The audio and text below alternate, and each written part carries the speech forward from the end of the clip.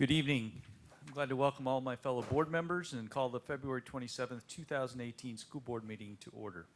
On behalf of my colleagues, I would like to thank each and every one of you who are in attendance with us in person or watching the meeting from another location for investing your time and energy to join us.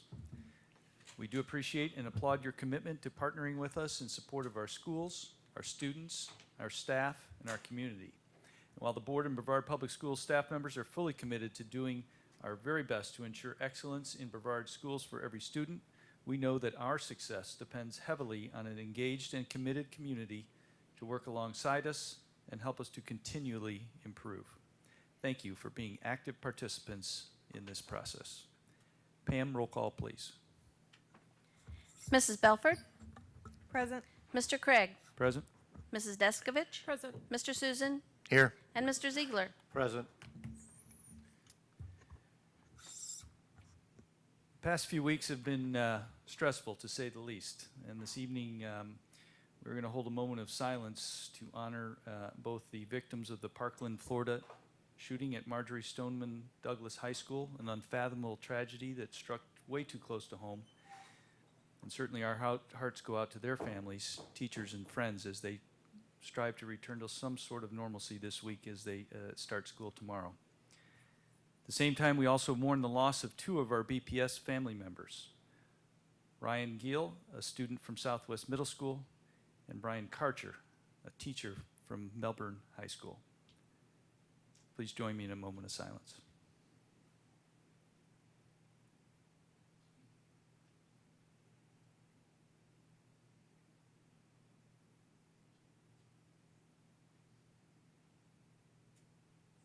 Thank you very much. This evening, Matt Reed, Assistant Superintendent of Government and Community Relations, will lead us in the Pledge of Allegiance.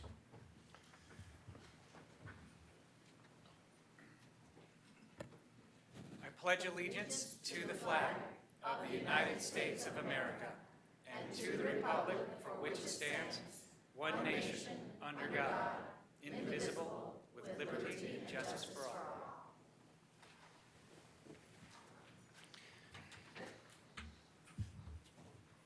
At this time, we take a normal pause to allow board members and Dr. Blackburn the opportunity to recognize staff, students, or community members. But this evening, first of all, I'd like to, in honor of Black History Month, please let me take this opportunity to offer appreciation to a group of individuals who helped pave the rocky road towards racial equality. The 1954 landmark U.S. Supreme Court decision on Brown versus the Board of Education declared that separate public schools for black and white students was unconstitutional. And while a momentous milestone, the decision's 14 pages did not spell out any sort of method for ending racial segregation in our schools. It literally took blood, sweat, and tears to get us where we are today. The men and women that have joined us this evening were teachers or students during these challenging times and weathered the transition into desegregation, literally walking into history. Please join me in welcoming this revered group of trailblazers. For many years, they have helped shape the lives of our students, and through their efforts and other pioneers like them, we will teach our children about the value of character over skin color and appreciate the fact that our differences are what make our world so beautiful. Please stand and let us recognize you.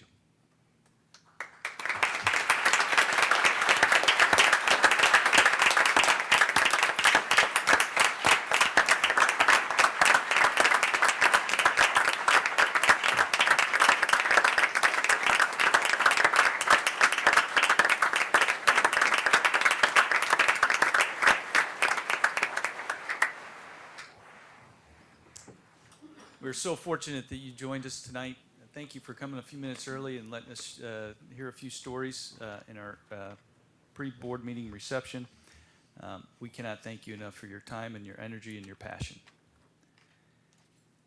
I'll start with my board members, and let's start with Mr. Susan this time, if we can start work from that direction. Mr. Susan, you have anything new?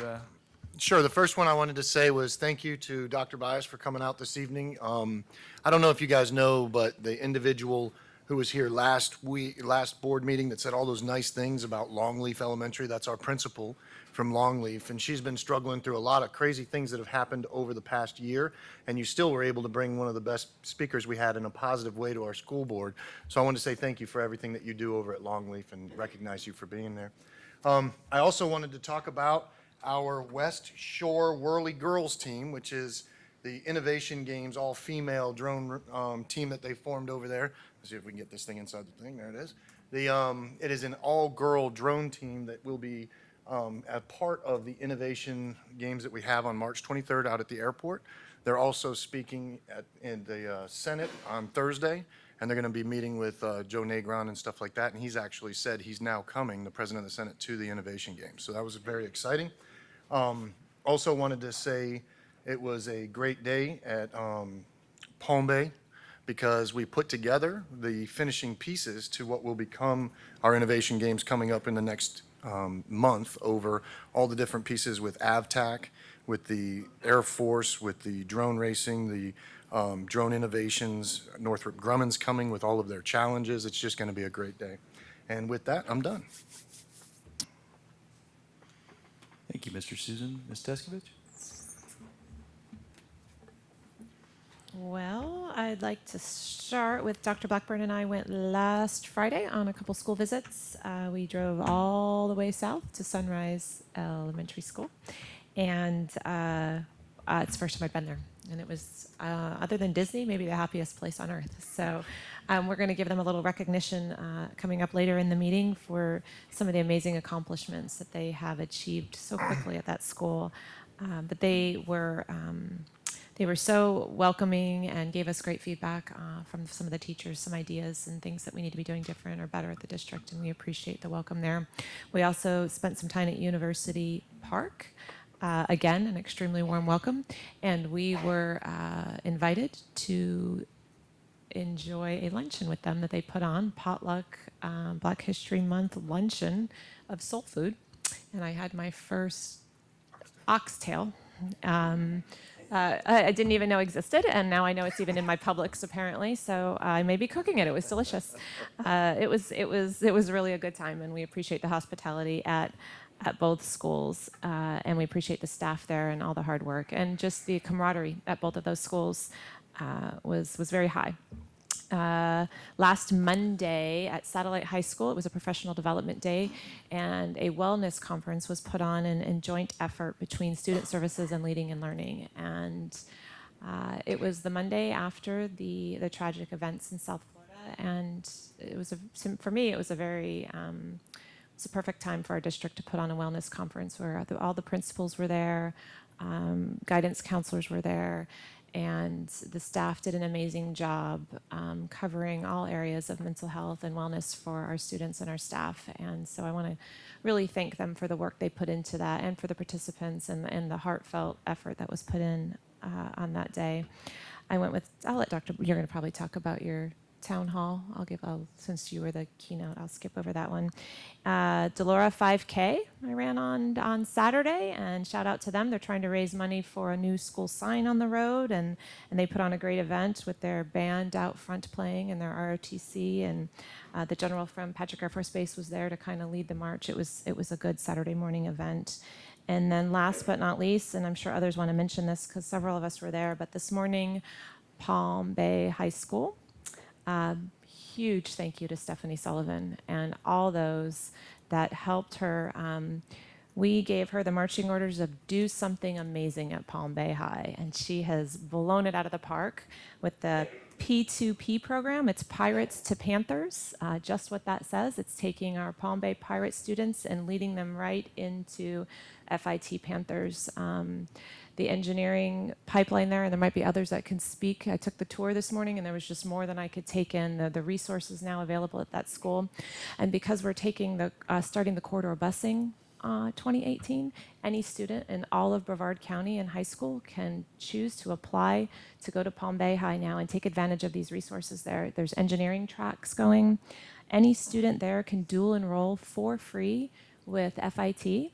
And they can leave Palm Bay High School with up to, I think they said 36 credits from FIT. If they maintain a 3.0, FIT has guaranteed them admission to FIT upon graduation at Palm Bay High. So it's just a great opportunity there, and I couldn't be more excited and more proud of our team for putting that together, and thankful to Florida Institute of Technology for their partnership.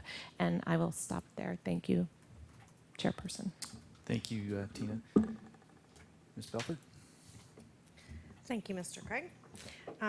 Few words of appreciation.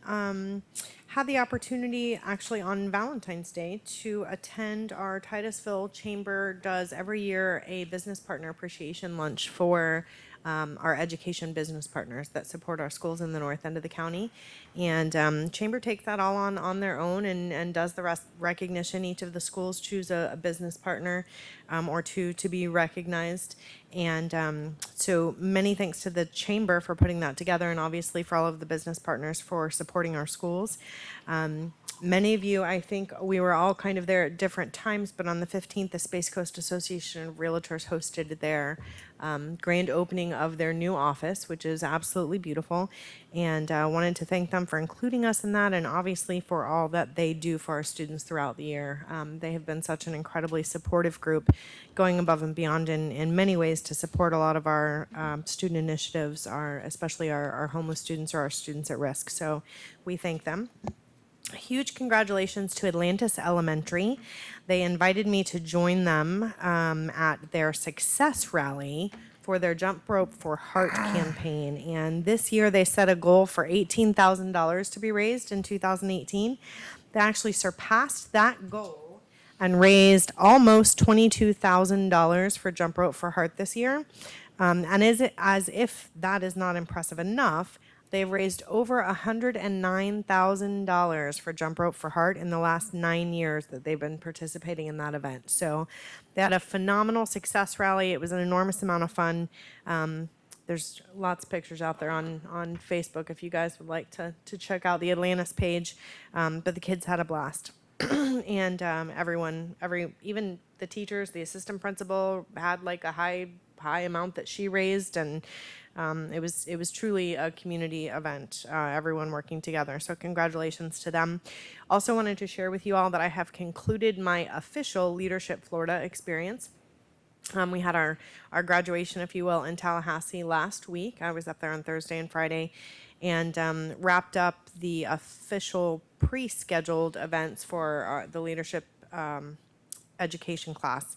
We will continue to work, and I'll be one of the things I will probably be requesting of you, Mr. Craig, as chair, is if we could schedule some workshop time. Ben Jackson, who many of you know from TNTP, they've been doing some work with the district. Ben and I were talking about how do we carry the impact forward from this experience. And so I think Ben and I are going to try to coordinate when he is in town to potentially share some of that learning with you all, and see where we might be able to implement some things here at the district to carry that learning forward. And then I also wanted to give a shout out to our facilities team. I was at an event last night, and there was a retired HVAC engineer that was at the event, and apparently our facilities team invited a group, and I'll never get the acronyms, but it's apparently like the HVAC engineers group, invited them to come out and look at some of the work that we have been doing with our half-cent sales tax, which, what a novel concept, right? To bring professionals out to look at it. I was a little nervous when he started telling me that that's what he did for a living and that's where he went and what he was doing, and I was thinking, oh, he's about to yell at me for something, I just know it. But no, he was absolutely thrilled with the work that our team has done on the HVAC units, and he was very impressed by our selection of equipment, and the fact that we were very diligent in reusing what was available to be reused and not wasting, and that we had made really good choices on the new equipment that we were putting in, and he felt like it was the most efficient. And so he just absolutely lauded the work that we are doing with our sales tax when it comes to our HVAC replacement. So wanted to give a shout out to them and also share with my peers the feedback that I received, because I know sometimes we need those words of encouragement along the way. And I think that is all I have. Thank you, Ms. Belford. Mr. Ziegler. Well, I had one thing which Ms. Deskovich touched upon, elaborated on, so I'm just going to touch upon it. But thank you to my alma mater, FIT, and President Dr. Dwayne McKay and our own Dr. Stephanie Sullivan for the Pirates to Panther program. Very exciting when we really step up our game and offerings for opportunities for students in Brevard County. Thank you, everybody. Thank you, Mr. Ziegler. Dr. Blackburn? Thank you, Mr. Craig. First, I want to just echo some of the sentiments you uttered yesterday. I personally and professionally want to acknowledge the men and women of color who trailblazed and weathered the storm of segregation and walked us into our current reality. We are all, as Americans, extremely grateful. I personally feel as though I stand on all of your shoulders in my career right now, so thank you. Want to, Mrs. Deskovich mentioned, she stole all of our points, Mr. Ziegler, but she mentioned the event we had on Monday, February 19th, with every counselor, all of the school administrators, and Brevard Federation of Teachers. And what made that really, really special was that joining us on stage together was Gary Schifrin, who's executive director for the administrative organization here in Brevard, and Dan Bennett, the president of the teachers union. And it was all of us together with one message around keeping children emotionally, physically safe, talking about our level of collaboration and hoping and trying to make sure every school realizes that sort of triangle of communication and collaboration. So I really appreciate the support and partnership from those two organizations, those two men. 2 nights later, I want to thank the Melbourne community for coming out to Lipscomb Center. We had a great family resource event. Thank you, Mr. Reed, and your staff for putting that together. Hopefully, we will do more and more of those events where not only do we ask you to come to us, but we come to you in the communities to share what's going on in the district and give you an opportunity to provide us with feedback. And I do want to mention that BPS is reaching out to support parents and families raising children with autism by holding a 4-night series in April. These sessions are in response to the many requests by families to help them learn strategies and tools to support their child. We hope the board can join these conversations and all community leaders. The meetings will be held right next door at the Vieira High School Media Center from 6:30 to 8 on April 9th, 16th, 23rd, and the 30th. Topics will include understanding autism, let's talk communication, everyday tools, and managing the overwhelming. On February 24th, the 3rd annual START Transition Planning Conference was held at Vieira High School for parents and teachers of students with disabilities. The conference was designed to give families and educators the opportunity to gain insight into resources available within the community, network with other families, and attend breakout sessions that best fit their individual needs. These sessions included behavior management, neurodiversity, guardianship, and autism spectrum disorders. And thank you to everyone that helped to organize that event. Thank you, Mr. Craig. Thank you, Dr. Blackburn.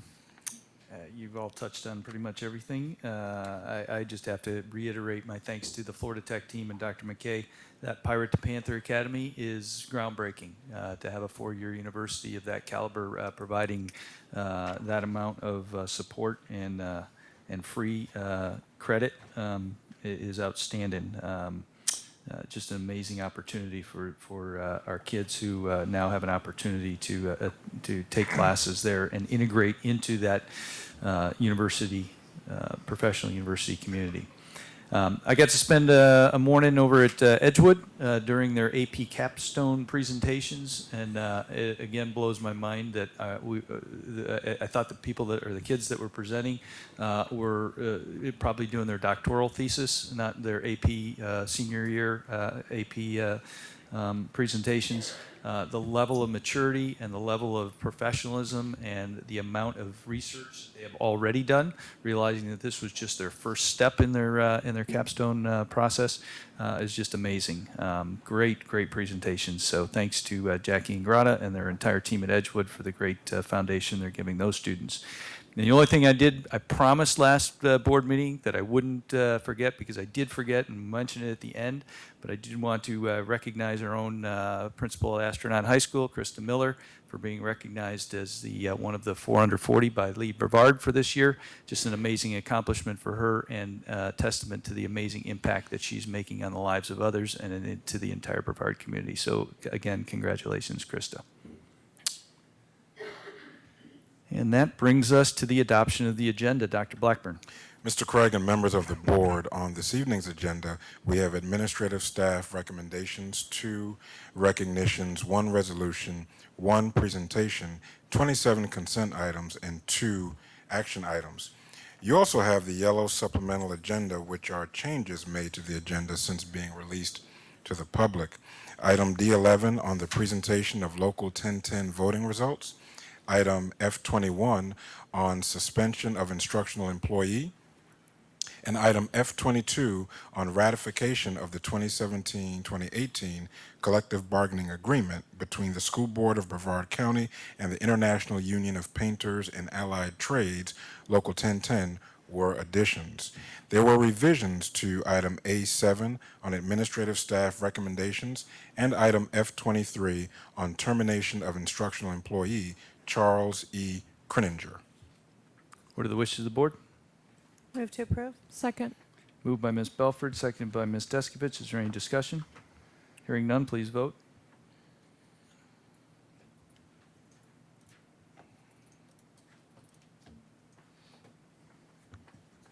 Motion passes 5-0. Dr. Blackburn, will you please let us know about the administrative staff recommendations? Yes, sir. Mr. Craig and members of the board, there are 2 administrative staff members for the board to consider. What are the wishes of the board? Move to approve. Second.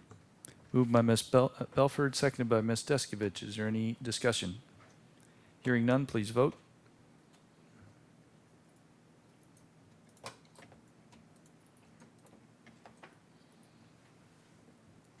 Motion passes 5-0. Dr. Blackburn. Please join me at this time in recognizing Mark Zeiler. Did I say that right? Perfect. On his reclassification and transfer from the position of media specialist at Space Coast Junior Senior High School to the position of 10-month assistant principal at Rockledge High School.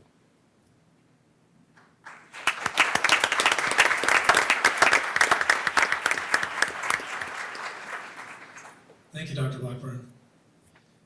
Thank you, Mrs. Belford, Mr. Craig, Mrs. Deskovich, Mr. Susan, Mr. Ziegler. I appreciate everything that the school board does to lead our school district and the guidance that you provide. Personally, I have a lot of gratitude for working for Brevard Public Schools. A little biased, but I really do believe it's the best school district that an educator could work for. Thank you for the appointment. Thank you for saying aye and not no. I want to thank my parents who raised me to care for people from all walks of life and who taught me to make a better difference in the world by developing into my best self. I want to thank my brothers who taught me everything I know about strength and honor. I want to thank my lovely fiancée. We share a passion for helping other people, which she does an amazing job of with caring for seniors. I want to thank Ms. Majuskovic. She showed me what it meant to lead from the heart. She helped me become a more well-rounded teacher, administrator, and a human being. I also want to thank Mr. Stewart. Mr. Stewart really models what it means to develop relationships with students that are meaningful and that can make an impact on learning. I want to thank Mrs. Hickey, first and foremost, for offering me what I understand is a stress-free position. And I want to thank her for welcoming me to a family-oriented community, which I'm very excited to serve. Lastly, in the book The Alchemist, Paulo Coelho wrote, there's one great truth on this planet. Whoever you are, whatever you do, when you really want something, that's because that desire originated from the soul of the universe. It's your mission on earth to fulfill that. At BPS, that mission resonates deeply in our souls. And it keeps us really focused on helping every student under our care achieve the highest level of success possible. Thank you.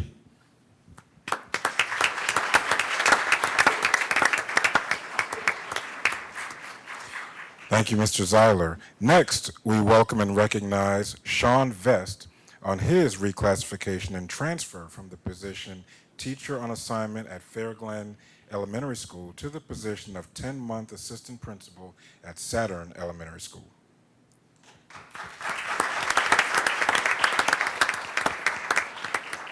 So I was hoping I didn't have to follow you. We were in the pipeline together, and he was always very eloquent, very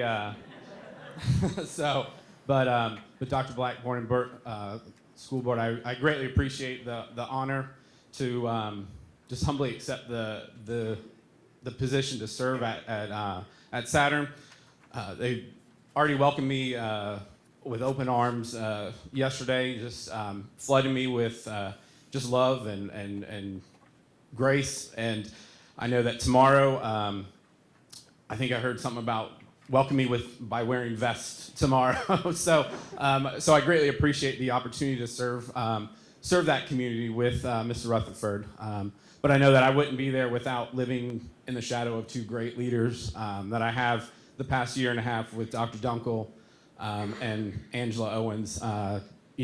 Challenged me, leading me, correcting me, giving me a lot of growth opportunity. So, without them, I wouldn't be here. So I greatly appreciate their leadership and their love for me and their desire to see me grow. And my wife and my children just bearing with me. They've been there for me all this, the past year and a half as the TOA, but also just the whole journey to get here. So I appreciate all those that have believed in me, and I'm excited to build those relationships and get started with the Saturn community. So thank you.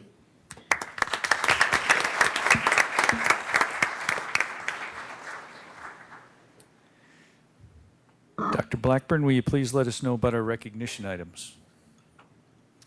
Yes, sir. The first item is a check presentation by Health First Health Plans for a grant which will help enhance physical education programs at 10 middle schools throughout the district.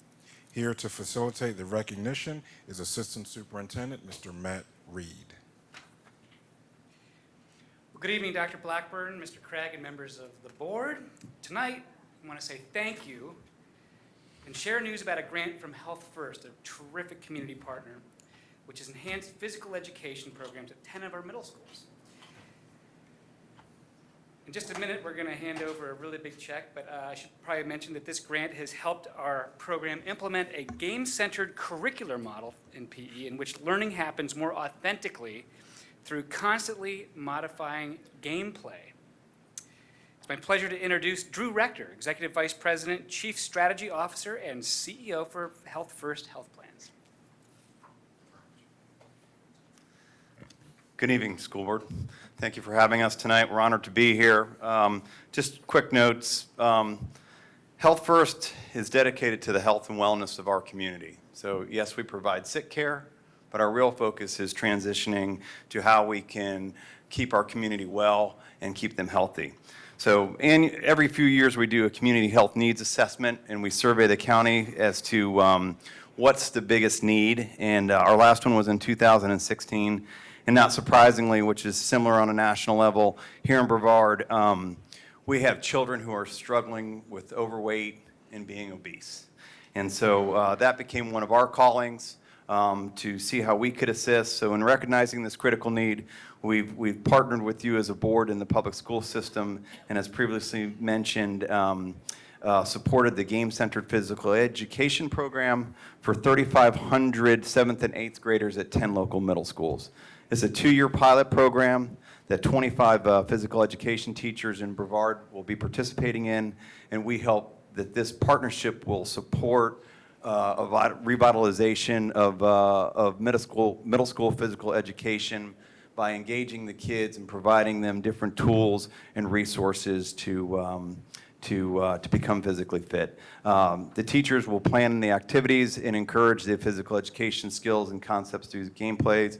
And lastly, I had the pleasure of meeting Rachel Winston, who's leading the program here for the public schools, and just how they're somewhat mimicking with these young students the concept of video games and different skill levels from a physical education to keep them challenged. So we're excited about the opportunity to participate. We thank you for your support. Thank you.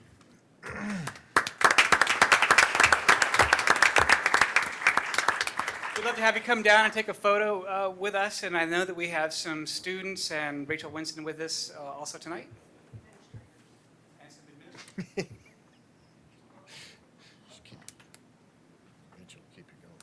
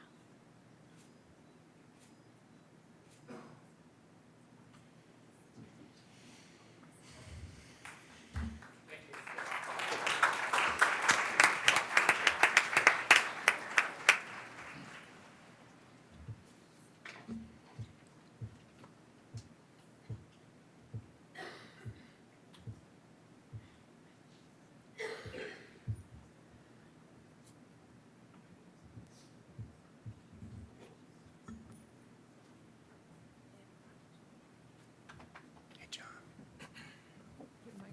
Can I say something real quick? About Health First. Mr. Susan?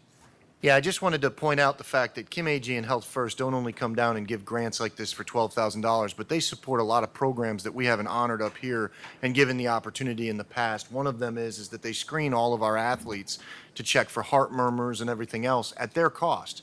BPS doesn't put any money towards that, and they found it as a need inside of our community to screen these kids and these athletes because we've lost a couple of them in the past. They also do a lot of outreach inside of our schools, and we want to just say thank you for everything that you do. This is a great check, and thank you for it, but there's a lot of other stuff that we don't give you credit for, and I wanted to give that to you now in any way I can. Thank you, Kim, for everything you guys do.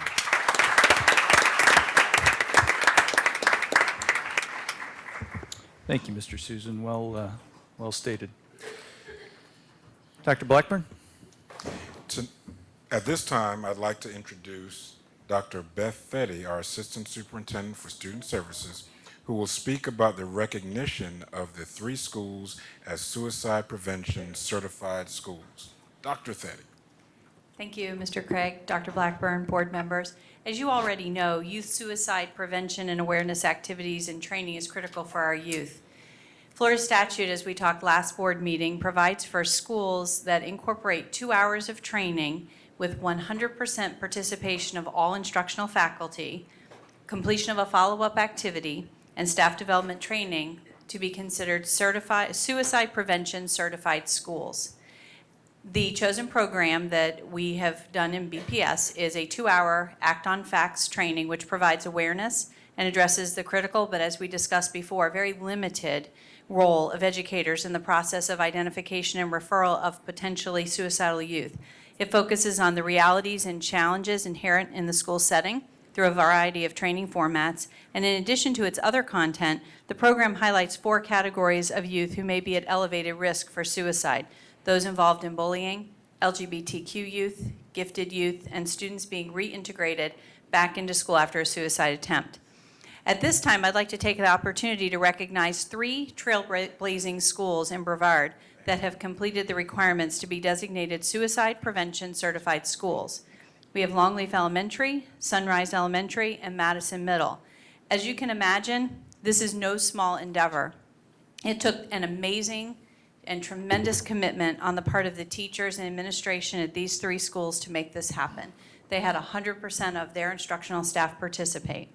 As a token of our appreciation and in thanks for the tremendous professionalism and effort of their staff, I'd like to present each of these schools with a certificate of appreciation. Mr. Craig and Dr. Blackburn, if you'd like to come down.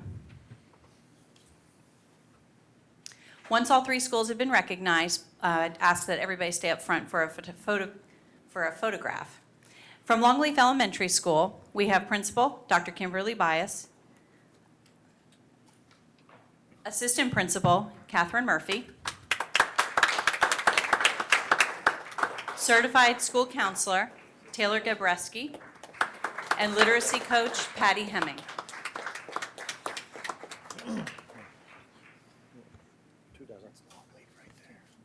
From Sunrise Elementary School, we have Principal Barry Pitchard, Assistant Principal Kathleen Campione, and Certified School Counselor Deborah Thompson.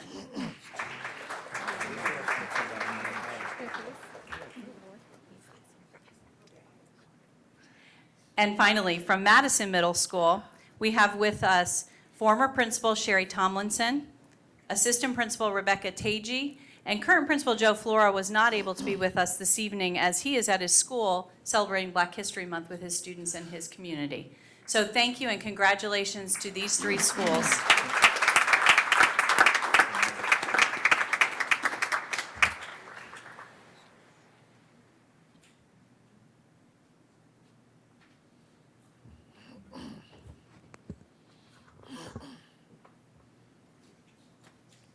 Thank you.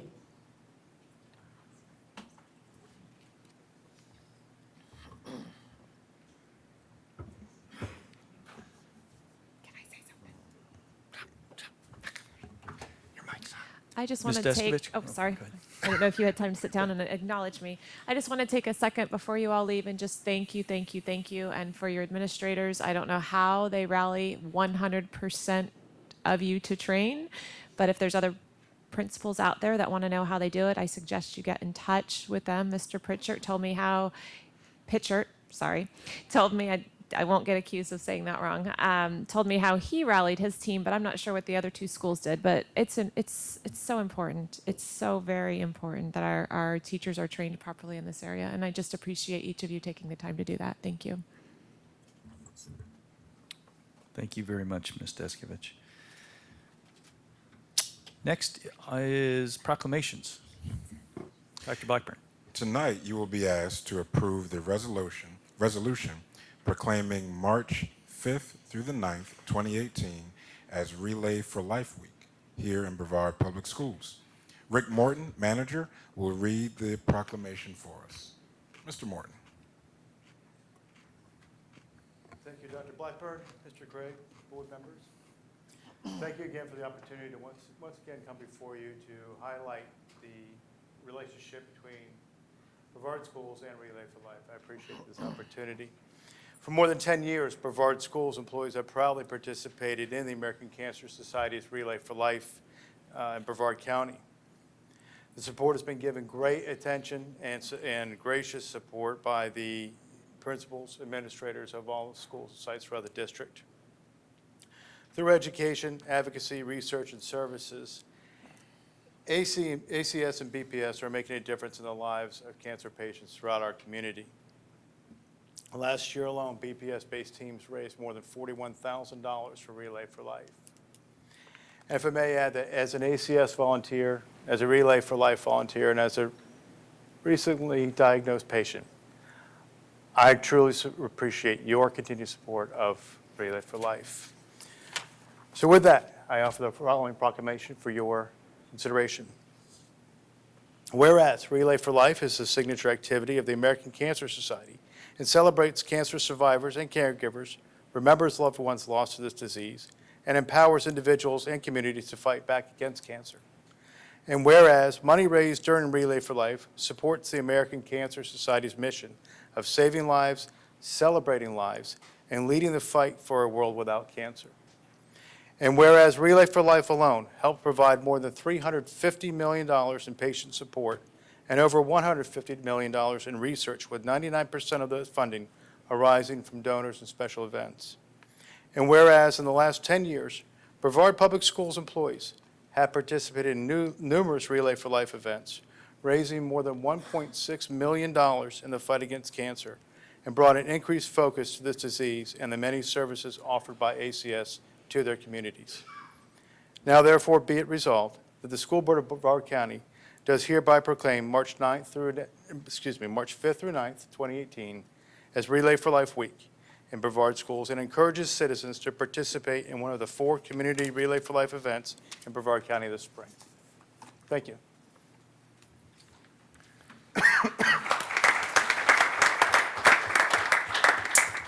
What are the wishes of the board?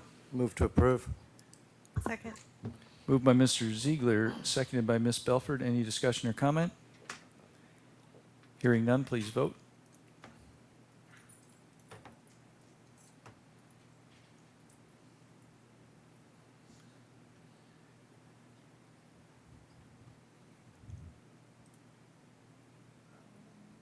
Anyone?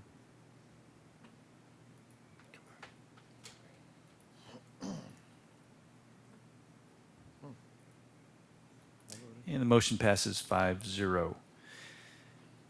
We are now ready for our presentation of the local 1010 voting results. I would like to invite Deborah Greco to the podium at this time to provide the information. Ms. Greco.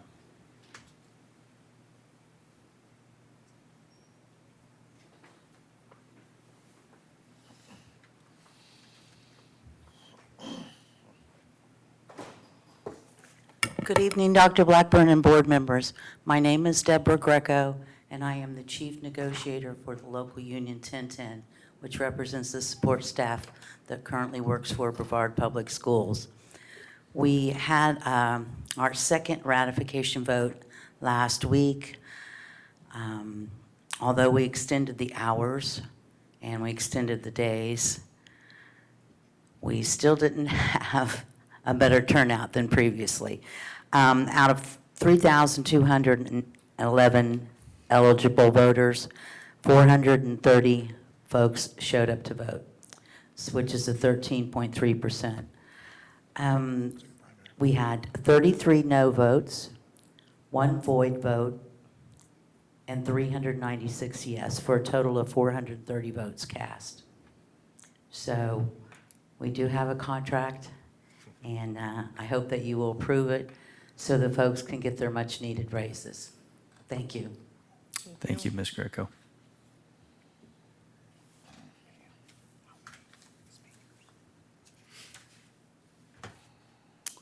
All right, we are now at public comments. The maximum allotted time for each speaker is 3 minutes. Please be reminded that statements shall be directed to the board chairperson, and then no person may address or question board members individually. The board chairperson may interrupt, warn, or terminate a participant's statement when the statement is too lengthy, personally directed, abusive, obscene, or irrelevant. If an individual does not observe reasonable decorum, the board chair may request that that individual leave the meeting. Please keep in mind that we often have children present and or children viewing our board meetings, and we encourage an environment appropriate for all. While no action will be taken this evening by the board on items raised in public discussion, board members may assist with connecting public speakers to district staff that can assist with concerns, respond in brief to comments that are made by speakers that require immediate clarification, request that a staff member respond more fully following the board meeting. These responses and requests will take place at the end of the public comment portion of the meeting. I will request that you speak into the microphone and state your first and last name and subject topic. Also, since tonight we have 24 registered public comment participants, many of you may not have been here before or in the last few meetings, but we have a new timer. It's very exciting. It's a 3-minute countdown timer, so there's no more lights. The 3 minutes is out there, and we'll count downwards, so please respect that. You will hear a beep at the end. That's just to remind me to reset that and ask you to conclude. Of the 24 topics or 24 speakers, 23 of them are concerning school security. And I know everyone is extremely passionate about school security, as is your entire board, your superintendent and the staff, and every single person in the Brevard County school district system. There was a press conference yesterday that I know some of you will want to talk on. Just realize that the board themselves have not had that discussion yet publicly. In fact, we do not have any of the information other than what was shared with you yesterday during a press conference between the sheriff and the superintendent. So there will be no comment from our side simply because we have nothing to comment on until we have a full public discussion of that at a future meeting. In the, I will call you up by threes. First, we have Gary Schifrin, then followed by Mark Levine, and I'm sorry, make sure I get the right spelling.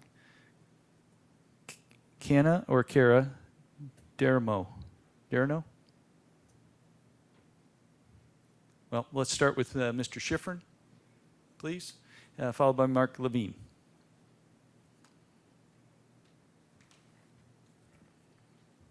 Dr. Blackburn, Mr. Craig, school board members.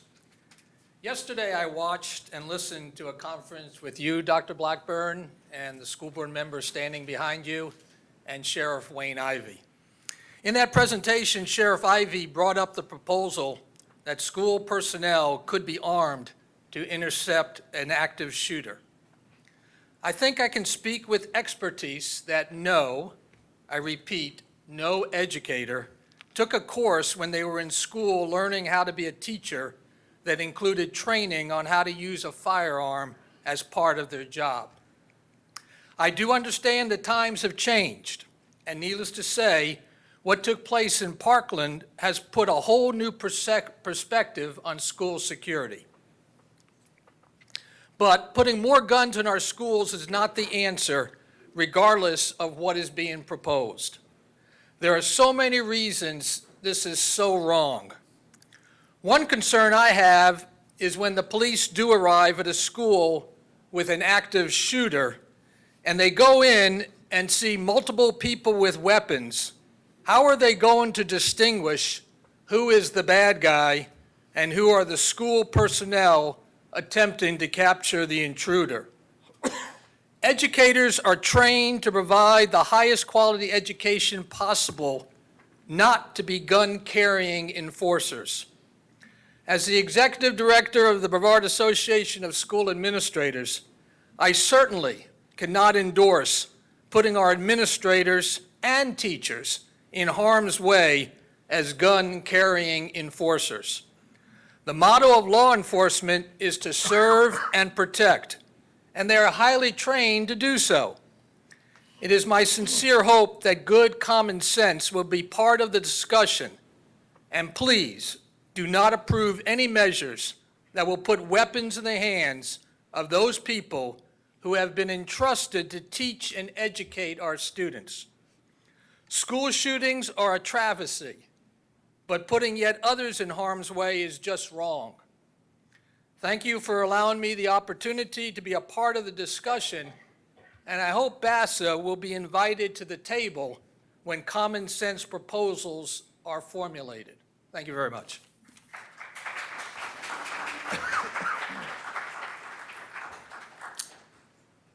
Thank you, Mr. Schifrin. Mark Levine?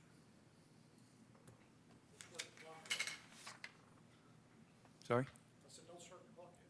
Oh, I'm not.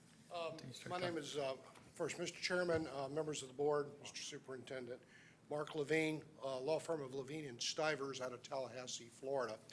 Here in respect to what my agenda called item F20, I heard the superintendent refer to it as F23, but it is the Charles Kreninger recommendation for termination. You know, it's always sad to have to come and talk to a board, particularly after you've had such great accolades of things you're doing in your community about an item such as this, but it is necessary, it is my job, so let me please address this to you for just a moment. This is a transcript of part of your meeting of September 26, 2017, where at that time, based on the superintendent's recommendation, you placed Mr. Kreninger on leave without pay. The significant part of this transcript is one of the board members asked if you as a board had all of the information that was necessary to make that decision. And the superintendent's response was, he said that there was nothing else that he was aware of. I believe that was his statement. This represents the complete criminal investigation from the state attorney's office in regards to the Kreninger matter. It is over 150 pages long. It's been in the possession of your school district administrators since late summer of 2017. What I have been received and what I have told that you have in your backup packages, approximately 60 to 80 pages of various documents contained from that criminal investigation. What you have not received, because it's deleted from this package, are at least 13 statements from students. Those statements talk about, there's one from the complaining party, one from her best friend, and the rest of the statements refer to the young lady making the complaint about her changing her mind, bragging about getting a teacher arrested, is a liar, engages in sexual flirting, very sexual, talks about inappropriate things in class, and Mr. Kreninger calls her down about it. Most importantly, what you may not be aware of, because it's not been shared with me officially yet by this district, is that within the last 2 to 3 weeks, a student has come forward and indicated to your HR department that the complaining victim in this case has told her that she has made this story up and that she lied about all of this. Now, if that's in your package, it certainly wasn't in the package that I received, and I think that that's good for you to consider. I'm going to ask that you pull this item from your consent agenda. I'm going to ask that you vote it down. Why? He's on suspension without pay. If you terminate him today, while his criminal case is pending, he has no way to defend himself because he cannot take the witness stand because of his pending criminal case. You lose nothing by leaving him in the status quo. Thank you very much. Here are the statements. Thank you, Mr. Levine.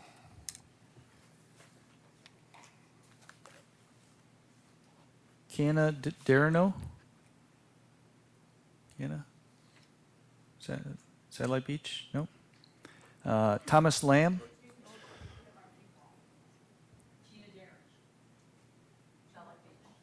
No, I think you're, that doesn't say Gina, does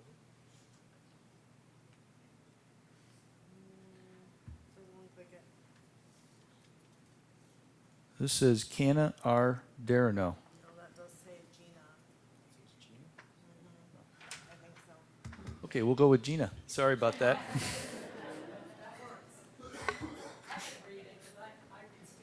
Sorry about that. Good afternoon. My name is Gina Daringe. I am a social studies teacher at Heritage High School, and I'm also the SGA sponsor. I am speaking tonight from my heart. I know that there are some announcements that have been made about plans to put more guns on our campus. That is a very bad idea. This is my 20th year teaching. I left marketing and advertising when I moved down here from Atlanta to follow my husband as an aerospace engineer at Grumman. My husband has served 30 years in the Navy. He is a retired Navy captain. He works for a government agency on base that works a lot with high-tech sensors. Last night, when we were watching the news program, he was pretty angry that we are the Space Coast and we can't think of other ways of protecting our kids. I am begging you to please use the technology we have in this county to secure our campuses. It has been a tough 2 weeks being in the classroom and being there for my students. Last Friday, we had an SGA meeting in my classroom, and we went through a box of tissues of kids just crying. They are scared, they are fearful, and they really want to enjoy their experience going to school. Last week, we had a peaceful protest. Our SGA president, Leah Murray, went out to talk to the kids and calm them down and to invite them to come to our SGA meeting that Friday, where they could air more of their grievances. We had over 100 kids show up. And for Heritage, that's great. What they talked about is loneliness. What they talked about is the need to talk to someone. What they talked about is being kind to each other. What they talked about is, this is not funny. They want to feel safe on the campus. They want more access to mental health professionals to help them. We have to look at that. I know we were asking for funding for that, but this is out of the mouth of the kids. In true style, as an educator, we had exit slips for the kids to write out. I'm glad to share them with you and to read what the students at Heritage High School had to say. We got to be kind to each other. We got to have each other's backs. Please use your SGA sponsors. Put us to work on programs to welcome that new kid, to sit with that kid that always sits alone. These kids can do it. They're our future. I'm asking you, please, please think about this. Thank you.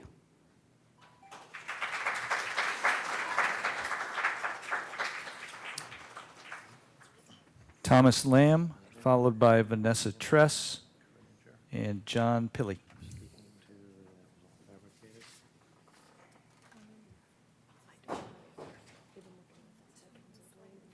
Thomas Lamb.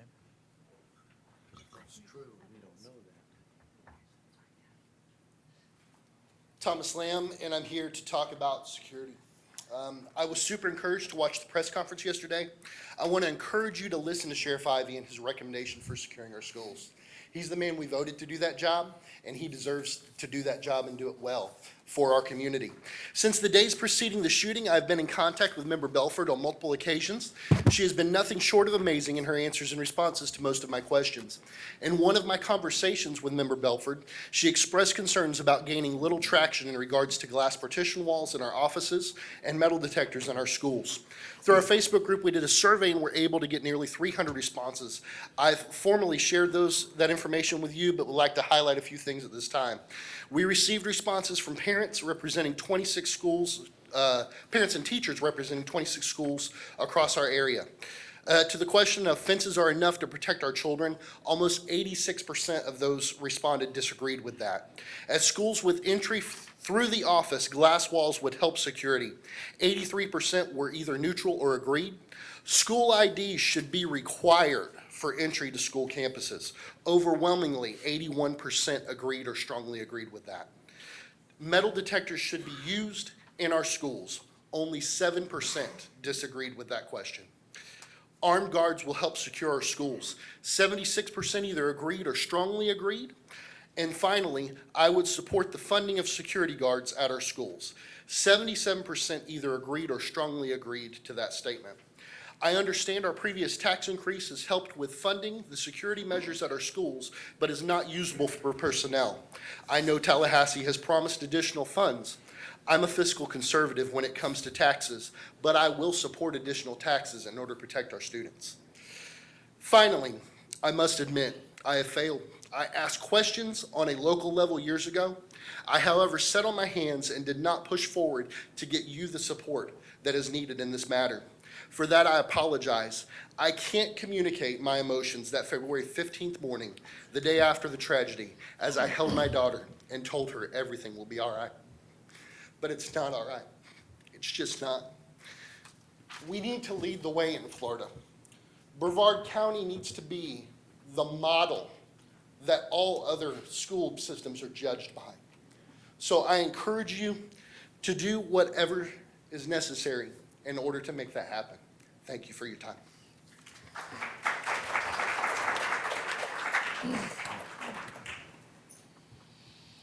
Thank you, Mr. Lamb. Vanessa Tress, followed by John Pilley and Dawn Versing-Porres.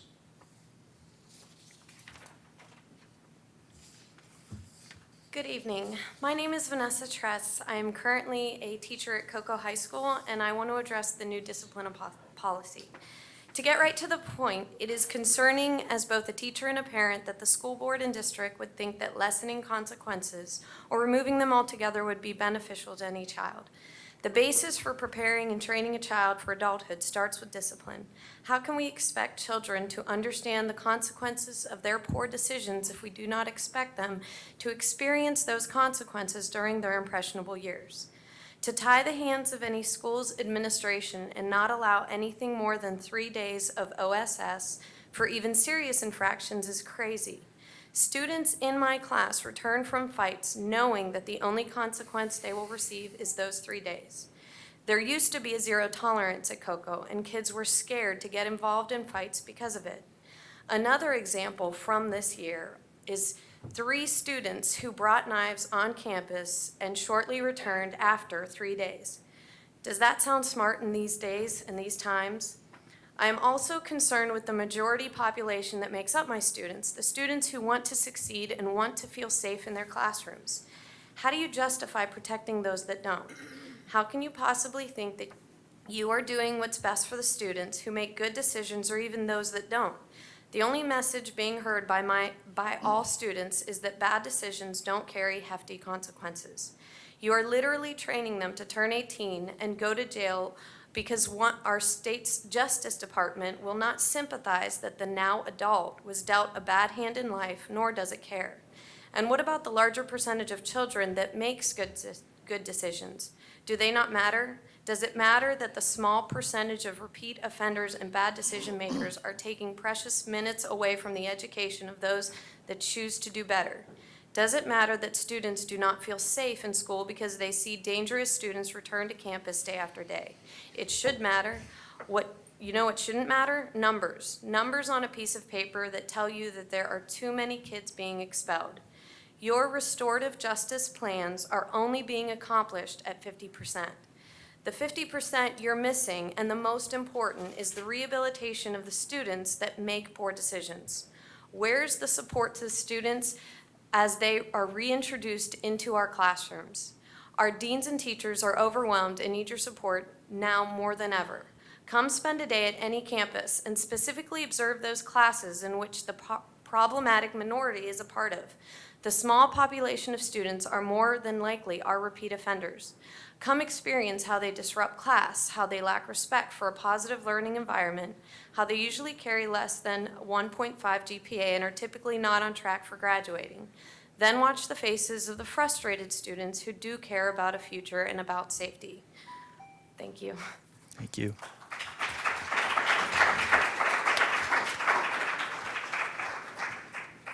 John Pilley, followed by Dawn Fiersing Perry, and then Colonel McKnight. Good evening. Before I begin my remarks, I wanted to mention that some of the larger universities in the country have announced that they are excusing any disciplinary action by a student who engages in peaceful protest related to the Parkland tragedy. I know Harvard, MIT, Yale, Northeastern, Virginia Tech, that should ring a bell to folks. So if these universities are saying it's okay, perhaps our school district here can have a district-wide fire drill on that day at that time and observe 17 minutes of silence in protest for what happened. That would send a huge signal to everyone. What I want to talk about was the gun safety issue. There was a 2008 Rand Corporation study that showed the average hit rate of police in gunfights between 1998 and 2006 in New York City was 18%. Less than 2 out of 10 bullets hit their target. Police are trained, especially New York City. They're at the center of the war on terrorism, homeland security. New York City is one of the biggest targets. They're well trained. They only hit 18%. So out of those 10 bullets, where are those other 8 going? Where would they go in Brevard? Would they hit the wall? Hopefully. Maybe the computers, the books. What about innocent students? 4 years ago, across the street, I think it's 4 years ago tomorrow, a gunman, actually it was a toy gun, but he was gunned down by the Sheriff's Department SWAT team. They're highly trained shooters. One of those bullets went across from the courthouse and hit the county administration building. Those are trained men. They were standing still behind their vehicles. The gunman was not running around spraying bullets. So we're expecting teachers will do a better job. So my idea is no, let's not give part-time Barney Fifes guns on our campus and expect them to have better aim than our well-trained sheriff's office. As the girl down in Parkland said about many of these so-called solutions, I call BS.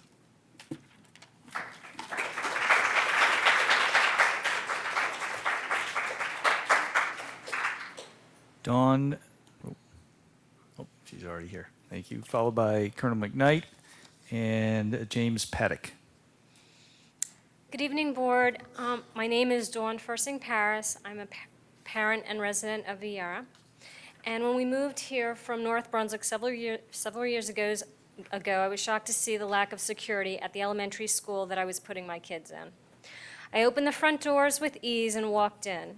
The office was located so far in the back that no one could possibly see us. No one was around. I could hear the echo of my voice. I could have walked down any hallway at any time without question. When I volunteered as a parent volunteer during my orientation, I asked, "What do you do if an active shooter comes in?" The response, "Hide." There was no mention of training for any type of emergencies as a volunteer. Every day my kids went to school, I held my breath, hoping and praying something like this would not happen to them. I recently asked my kids what kind of drills they had in school when they went to the elementary school. They said the only drills they had were fire drills. 3 months ago, we went to the high school for a tour, and again, I walked through the main doors with ease. The lack of security is absolutely mind-boggling to me. If you do any type of online research, you will find several school shooting and gun-related incidents in Florida schools. One website said Florida ranked number 2 behind California in shooting incidents. On that website, there were about 8 states that had no gun or shooting-related incidents in 28 years, and New Jersey was one of them. I decided since the Parkland school shooting to call my old school district in New Jersey, looking for some guidance on security procedures and what they put in place. I spoke to a man named Mr. Mike Miserel, who heads the school security for the North Brunswick Township. He helped write New Jersey legislation for school security and has worked in school security for years. He still currently does. He says this is what keeps him up at night. While he couldn't tell me everything the schools do for security, he gave me a laundry list of what they do. They have front door locks, one-way enter and exit, an intercom system, cameras, alarms at the doors, mandatory drills of fire, active shooter, non-fire evacuation, bomb threats, and lockdowns. Classroom doors are locked at all times, and then someone goes around checking them to make sure the teachers lock them. Personnel at the side doors, they hire retired police officers because they are cheaper and experienced. 3M also makes a film to put on the windows and the glass so that the glass can be shot at, but you can't physically open the window or door even though it's been shot. Mr. Miserel has offered to do a walkthrough of the Viera schools and a presentation to the board if you pay to fly him down. I believe getting more ideas and information from schools that have had no shooting crime is another step in the right direction. I can leave the board his name and number for you to contact him.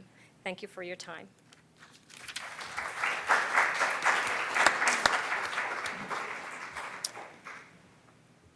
Next is Colonel Danny McKnight. And Colonel, I would have, I don't even know what you're going to talk about, but I would have recognized you during our initial board recognitions.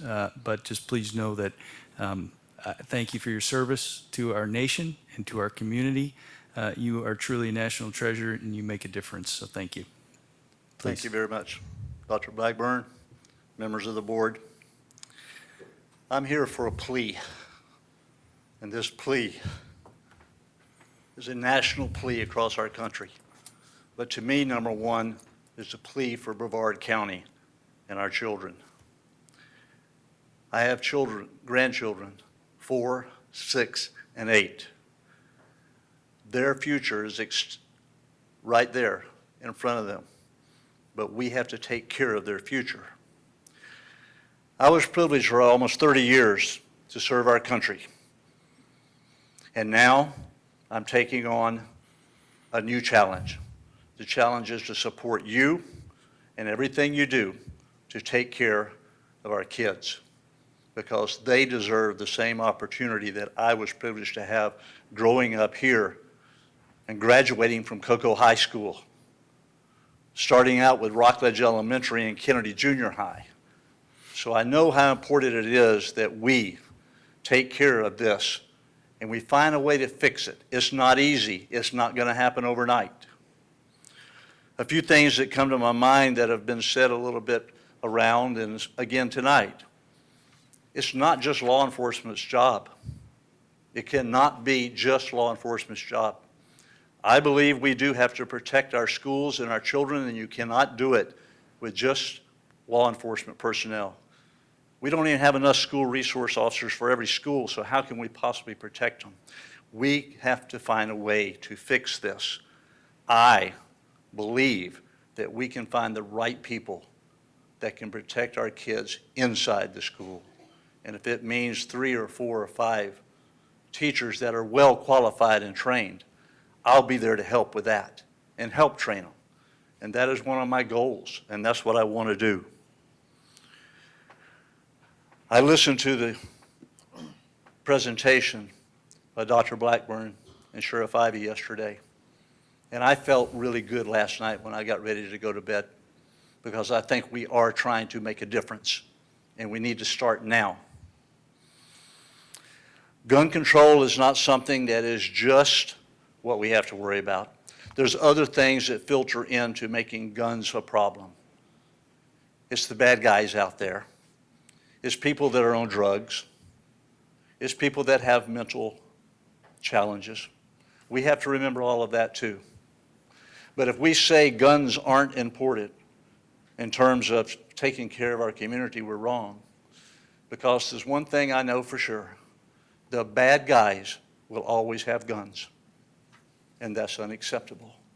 I don't want them going in that dark alley and getting a gun out of a car. I want to protect our children. Thank you.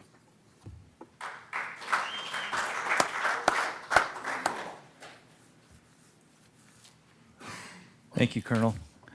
James Paddock, followed by Anthony Colucci and Vanessa Skipper.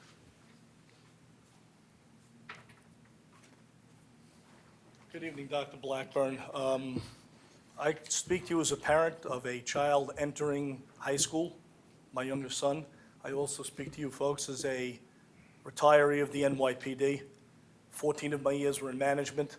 The last 36 months of my career were dedicated solely to investigating shootings, nothing else. I'm going to say this, there's no political correctness in establishing security. There are 3 steps to it for the schools. 1 is to prevent access, 2 is to have a plan for the students to be safe, and 3 is to have a plan to intercept anybody who comes in to do harm. You have to have all 3 to have security, otherwise you don't have it at all. The one thing that the shooter always has the advantage. There are 3 deputies in this room right now. I knew who they are because they're in uniform clothes. They would have an advantage in the shooting situation if they were in plain clothes. I wouldn't know who they were. I wouldn't know who the threat against me was as an active shooter. I can tell you with absolute certainty that there's going to be another shooting. The person who's going to do it is planning it now. He may have the weapon, he may not.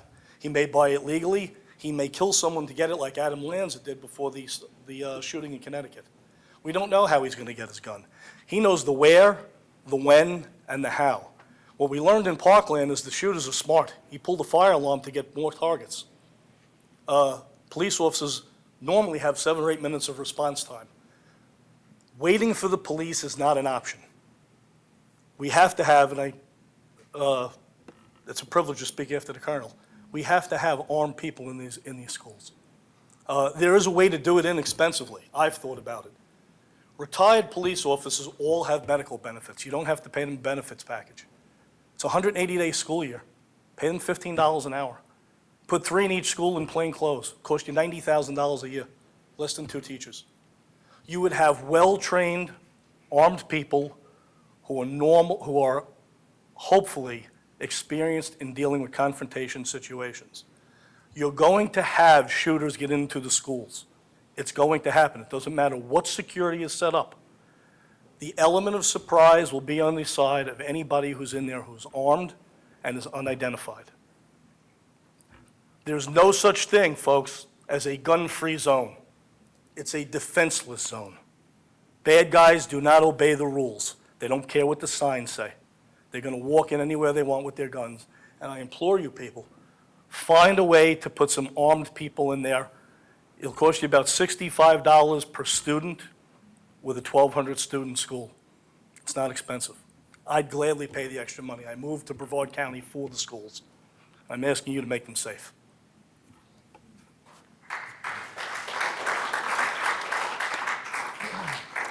Thank you, sir. Anthony Colucci, followed by Vanessa Skipper, and then John Voss.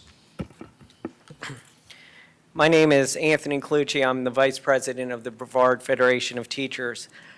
Article 6, Section N, number 12 of our teachers' contract states, teachers shall not carry weapons of any kind, either lethal or non-lethal. I want to remind everyone our contract is negotiated. With that said, I am completely shocked by the conference you jointly held with Sheriff Ivey yesterday, in which you all threw your support behind his plan to arm teachers and other staff members. The fact that there was no discussion with representatives of your teachers before backing his plan is unfathomable. Do you expect that BFT will go along with the plan based on Facebook live feeds or engaging articles in the Florida Today? Do you think you'll call us in after the plan is complete, which already seems to be the case, and get us to sign off on it? Well, let me be very clear, very clear. None of those things will get us to change this contract language. As educators, we must base our decisions on facts. Isn't that how all our policy decisions should be made? The only thing that will get us to agree to change our contract language is evidence. Show us the facts that show this plan will keep teachers and students safer. Because the seemingly indisputable fact is this: of all the variables that exist, an abundance of research points to only one variable that can explain the high rates of mass shootings in the United States. It's astronomical number of guns. Unless you show us how this plan to put more guns in schools helps prevent mass shootings, your plan isn't going anywhere with us. It is true that many of our selfless teachers would answer the call to arm themselves and attempt to defend their students. However, the fact that we are asking teachers to act as police officers is insanity. If it is determined that schools need more security, then we need to advocate for funds to increase the number of highly trained professional law enforcement personnel in schools, not make another ask of our teachers. We cannot ask teachers to once again solve all of society's problems. We cannot ask teachers to now be law enforcement agents on top of mentors, counselors, disciplinarians, abuse detectors, social workers, nurses, dietitians, data entry clerks, tutors, therapists, part-time parents, and so much more. BFT is willing to be a partner as you attempt to work on this difficult issue. And we are anxious to sit down and be involved in serious discussions, not discussions that ignore facts and stakeholders.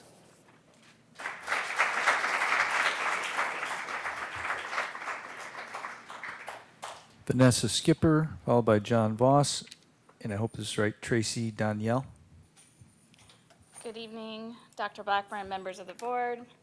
My name is Vanessa Skipper. I'm the second vice president of the Brevard Federation of Teachers and English teacher at Cocoa High School. Like everyone else, the Parkland tragedy has been on my mind. To me, the horrific event symbolizes everything that is wrong with our country. However, the Parkland students' response to this nightmare symbolizes everything that is right with this country.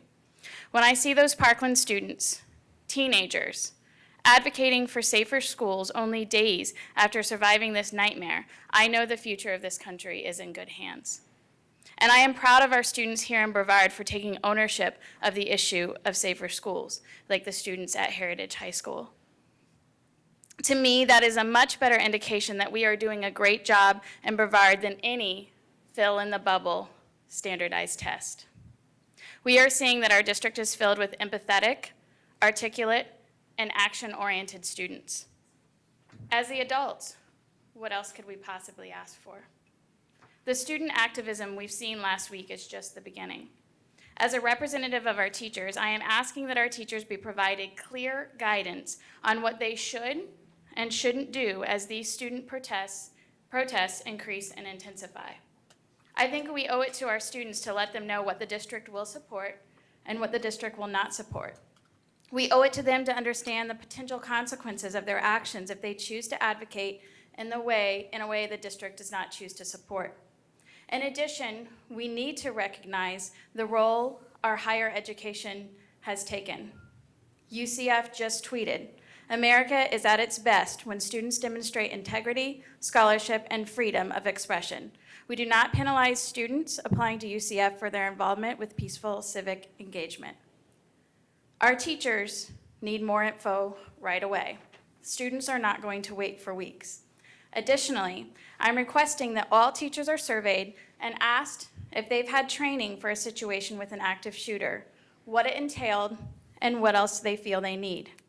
There seems to be a disparity in what has been done at each school, and every teacher in this district and every student in this district deserves to know what could be done if they find themselves in an awful situation such as the Parkland students and teachers found themselves on February 14th. As always, please feel free to reach out to me with BFT or Cocoa High School.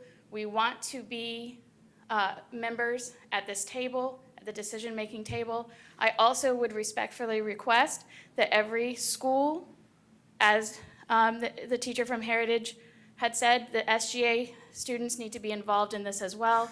They traverse our campuses every day from class to class and can offer us perspectives we may not have. Thank you.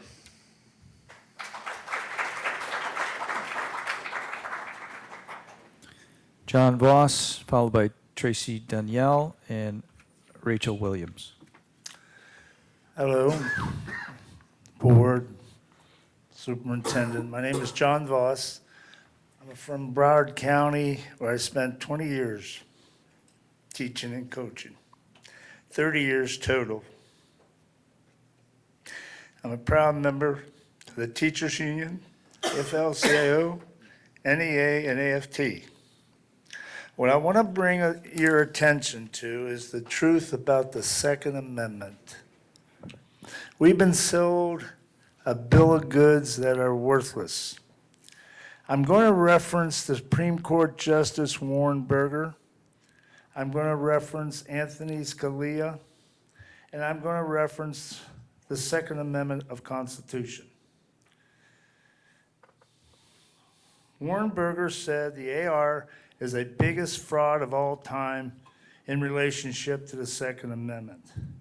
Warren Burger, Constitution and the Second Amendment does not protect the AR-15. The Supreme Court has never ruled that the Second Amendment provides for the weapon of war like the AR-15. Furthermore, Congress can ban the AR-15 without touching the Second Amendment. It is a legal fact. These are weapons of mass destruction of war. They are not designed for civilian use. The people who make money off killing Americans have misinformed all Americans, and they are falsehoods. To repeat, restricting the AR-15 is not a violation of the Constitution. We don't need half measures. We need comprehensive efforts. There's no magic bullet. And by the way, I'm not getting to get the militia clause in on this. I'm going to leave that alone. These are Supreme Court pro-gun appeals. In 2015, Freeman versus the City of Highland Park. 2016, National New York State Rifle and Pistol versus Cuomo. 2017, Colby versus Hogan. 208, the District of Columbia versus Heller. Judge Scalia stated that the Second Amendment does not apply any weapons. It's not unlimited. In other words, we, the citizens, have to be on guard to protect our Constitution from those who are willing to violate our rights and threaten us.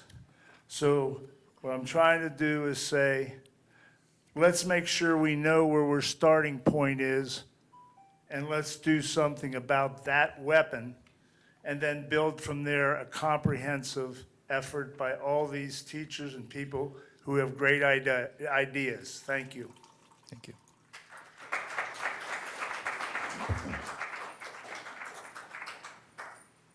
It's Danielle, Rachel Williams, and Sarah Philpott.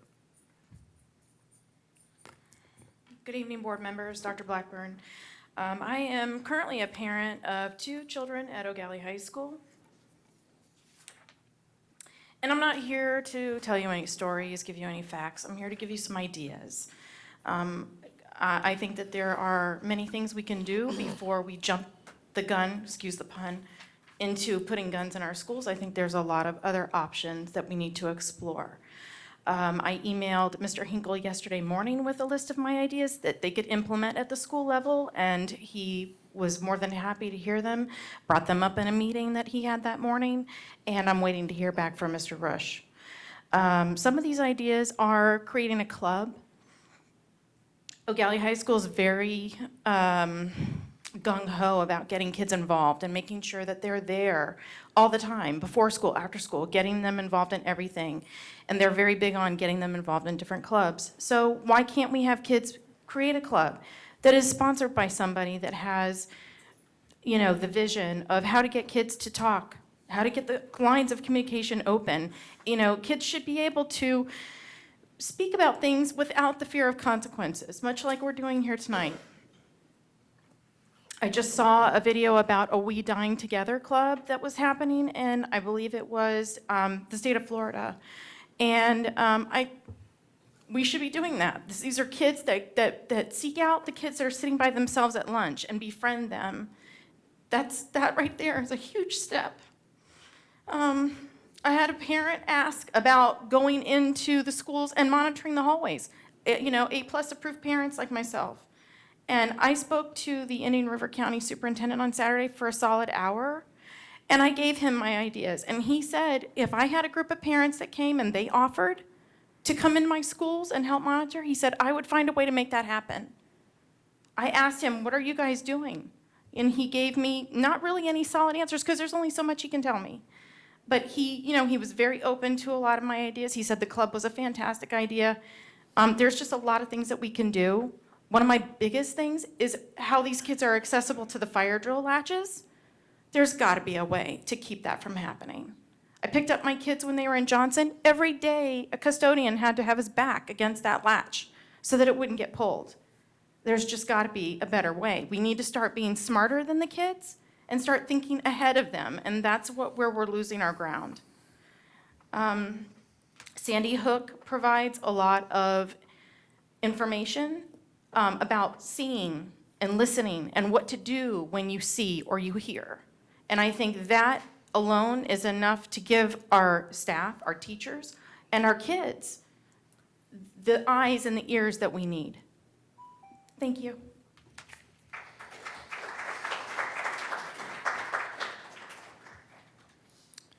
Rachel Williams, followed by Sarah Philpott and Jane Moody. Hi. I didn't prepare anything, but I wanted to come and give my opinion anyway. I'm here tonight as a mother of 2 beautiful kids. I am a product of Brevard Schools. I graduated from West Shore in 2002. I grew up in this area.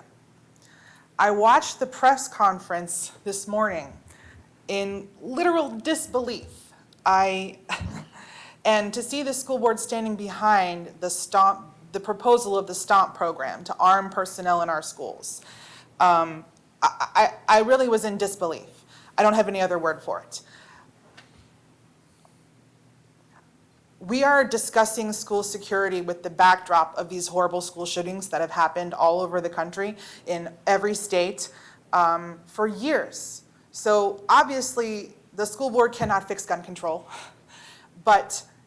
and I love some of the suggestions that the sheriff had about securing the schools. But at the same time, I would echo the sentiments of many of the other people and say that bringing more guns into our schools is simply not a good answer. It creates so many more problems than it solves. I have two specific examples. I don't want to repeat what everyone else has said, but number one, being in Brevard County Schools was a safe haven for me. I felt very safe in school. I loved my school. I saw Dr. Rodriguez here earlier tonight. She was our vice principal. I remember, and that's how a school should be. It should be a safe haven. I cannot imagine walking the halls as a student, wondering which of my teachers is armed. I can't imagine being the problem child in a classroom and that teacher hating me, knowing they're carrying a gun. I also can't imagine a teacher having to shoot a student that they might know. I think that the sheriff's suggestion of arming personnel in our schools it's just ludicrous to me. I don't understand. The second thing that I want to talk about, and this one is really personal for me, is I'm the mother of a special needs child. My son has autism. As you may or may not know, autism training in public schools is very limited. There is not a lot of help for teachers or for law enforcement personnel in how to interact with these people. For instance, someone who's severely autistic may not respond very well to verbal cues. And then you have deputized civilians who are trained with weaponry, not with how to deal with special children, ordering them, yelling orders at them in the middle of a hostile situation. To me, the solutions that the sheriff brought forward, some of them have a lot of merit, and some of them would just create far more danger in an active shooter situation. I guess I just feel like there's a lot of things we should be doing, and I just hope that when it comes time to actually look at the specifics of the plan, you'll keep the guns out of it and focus on the actual real security measures that can improve security for our schools.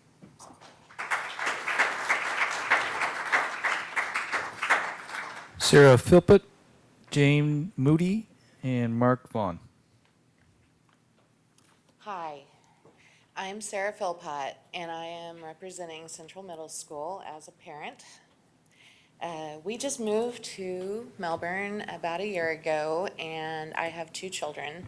Both are on IEPs, and I can definitely agree with what Rachel said about having a child that might be more reactive or intermittently explosive. Anyways, so basically, if there are going to be guns in the school in a biometric safe, which is a great idea, however, AR-15s are faster than the 1, 2, 3 click, it's open. That's something to consider. Also, reactive students can hyper-focus on the fact that there is a man armed to the max. And then what are they learning? What do they see? Where am I? Am I in prison? Is he going to get upset? You know, when you have a child on an IEP for different disabilities, that's a special focus that needs to be very, very protected. Or what if you're the parent of the student that throws the chair at the teacher and that teacher has to react? Basically, I have 3 requests. If there are to be armed faculty, it needs to be with the following requests: more counselors, more plainclothes police officers, so as to lessen the reactivity of certain students, and also early interventions, possibly red flagging from counselors or nurses or other faculty for at-risk students. And then, if nothing else is heard, let it be a secret where those biometric safes are. Let it be a secret who has access to them among the student body. Please don't leave them out, because some students will hyper-focus on that and they'll not learn anything else. So it elicits a fight or flight response, and nobody can learn if they're fighting or flying. So thank you for your time. Thank you, Ms. Philpott. Jane Moody, followed by Mark Vaughn and Dorothy Custer. I just wanted to recognize the board and tell you to thank you for soliciting our opinion about this. My name is Dr. Jane Moody, and I'm a professor at UCF. I've been there for almost 20 years. After our Tower 1 incident, we began to implement active shooter training at UCF, and I've been through that program at least 5 times. UCF has their own law enforcement. We solicited help from the FBI in developing our program. We went with a nationally tested program, and we've implemented it uniformly across the faculty. You're required to attend at least one training session. I would recommend that the board at least take the first step of doing that. I have some questions about liability, though. As a member of the United Faculty of Florida, my question would be, what penalties would apply when a teacher misfires a weapon? How will the board handle that? Who will shepherd the armed teacher's class while the teacher is attempting to locate the active shooter? Will the class know the designated person beforehand? I'm also the parent of a special needs student, and they would be very unlikely to follow someone that they didn't know well and that they hadn't rehearsed with. If an armed teacher is shot, could another teacher pick up their gun and use it? Who would hold liability in that case? Would it be the Brevard County Sheriff's Office, or would it be the Board of Education? Will the Sheriff's Office seek assistance from outside agencies in developing this plan, or will they go with the in-house plan that's been developed by Sheriff Ivey? A plan that I've run by several of my law enforcement friends, including a sheriff in Oregon who believes that it's a ridiculous program and doesn't follow any national standards. As a parent, I don't want my child in school with guns. If they do open carry on campus like they're talking about in the Florida State Legislature, I will quit. And I've been a teacher for a long time. I got a PhD so that I could teach, but I will leave. If I were a teacher in the Brevard County school system, I would leave. So please don't bring this on us. That's all I had. Thanks.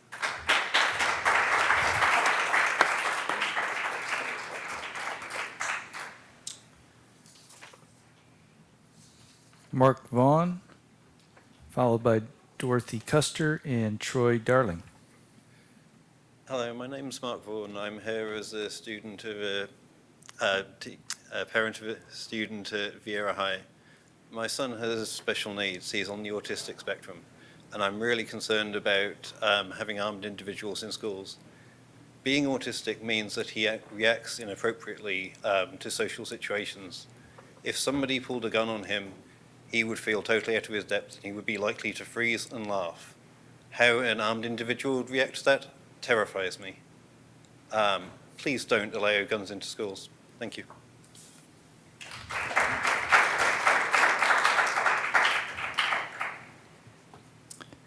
Dorothy Custer, Troy Darling, and then Randy Meyer.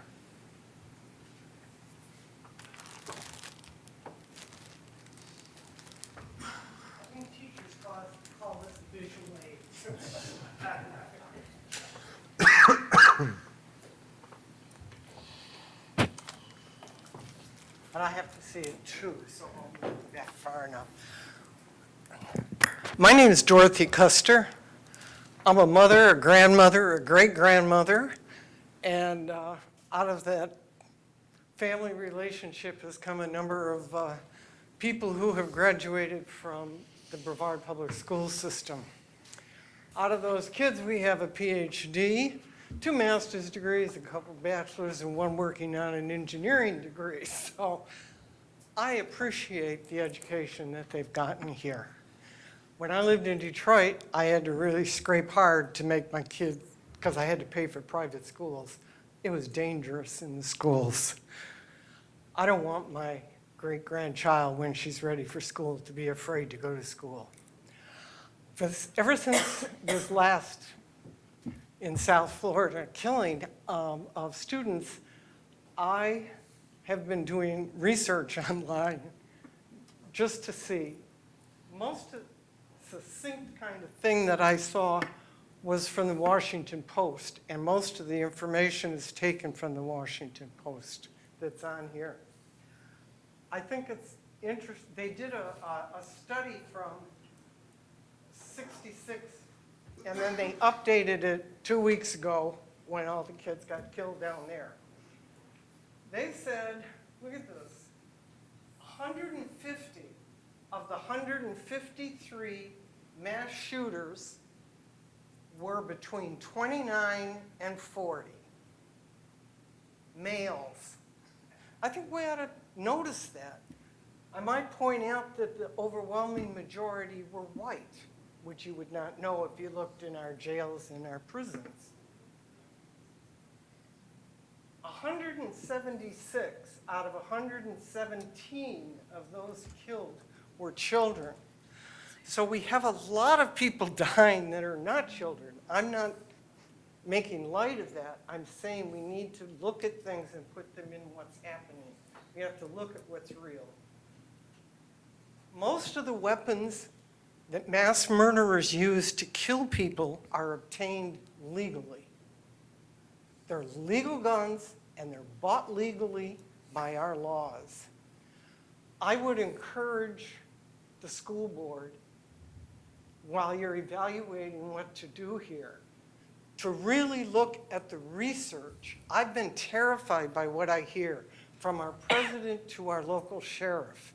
I want this information and decisions that you make based on real facts, research that's been done by reputable universities on what is the best way to deal with these problems in school.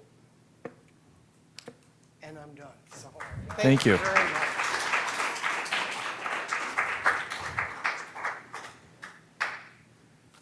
Troy Darling, Randy Meyer, Sharon Stewart. Esteemed Board, thank you for your time. Very much an issue that impacts us emotionally. What we've got in our country is a heart, cultural, and psychological epidemic. Thank you. What we don't have is a gun problem we can fix. There are more guns in this country than there are people. The unfortunate truth is the only thing that stops a bad guy with a gun is a good guy with a gun or he shoots himself, and at that point I consider him a good guy again. This isn't an issue, and the idea of putting guns in the hands of our teachers is as much a self-defense issue as anything else. We have teachers and we have coaches that stand in front of children to be shot to death in front of their teens in an attempt to save them. These same individuals, if given the opportunity, have the ability to effectively defend those same students. Contracts can be changed. People can be trained. What you can't do is expect teachers who love their students to die in front of them instead of attempting to protect them. I got some time left. I don't need it. There's a lot of statistics out there that we can look up. We're all doing research because this breaks our hearts. The problem is, stop with politicizing things. Recognize that our students have to come first. Anybody who doesn't want or is afraid of a gun, please, dear God, don't give them one. I forget the statistic. I looked it up because I'm big into statistics myself. We have a lot of retired military teachers in this country. The Air Force has an entire program dedicated to making that transition. You've got people who can do this. You've got people who love and are willing to die for the students. By God, give them an honest chance in protecting them instead of just being the first in a line of people to die. Thank you.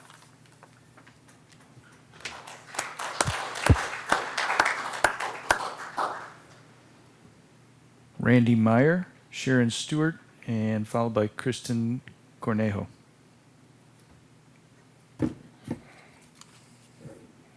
I'm Randy Meyer. I want to thank Mr. Blackburn for being here. Do you mind looking at me, please? Thank you. I want to thank all the board members, all the school board members. Do you all feel safe? Because you have a sheriff over there, over there, and over there. You have 3 in here. 3 of them protecting us. Nobody was protecting them kids. Had one go out there. Nobody was protecting them kids. But we're safe. I'm glad you guys feel safe. I'm here tonight as a concerned citizen. I've never been political in my life. I went and voted. That's it. I worked in construction my entire life. I'm not articulate, as most people in here are that are up here, but I do have common sense. And to suggest that teachers be armed in our schools to protect our children is ludicrous. Period. Ludicrous. That's common sense. My daughter is a teacher. She's taught here. I have a granddaughter in one of our local high schools. I graduated from Melbourne High School. It was safe then. Teachers give so much to our kids. They went to college to learn their trade. They followed their hearts to do what they wanted to do. They didn't want to carry a gun. They never got taught to carry a gun. Their teaching is in their core. It's in their core. That's what they went to become teachers for. Not to go carry a gun. That's for that feller and that feller and that feller. And that's what they went to do. That's what they wanted to do. Don't try to change what their core is about. The definition of his insanity is doing the same thing over and over again. And that's what we've been doing. There's a rifle out there called an AR-15. No one wants to speak about that. Not our governor, not our congressman, not our senator, not our sheriff. Nobody wants to talk about that gun. That gun is the reason those people are dead. Do we understand that? Yeah, the guy was nuts, but he had the gun. The gun's what did it. And why is it? Why can't we get any of this done? Because it's a simple thing called greed. Because our politicians are being paid not to pay attention. We can do one thing about it. Everybody here can do one thing about it, and that's vote them out. Done.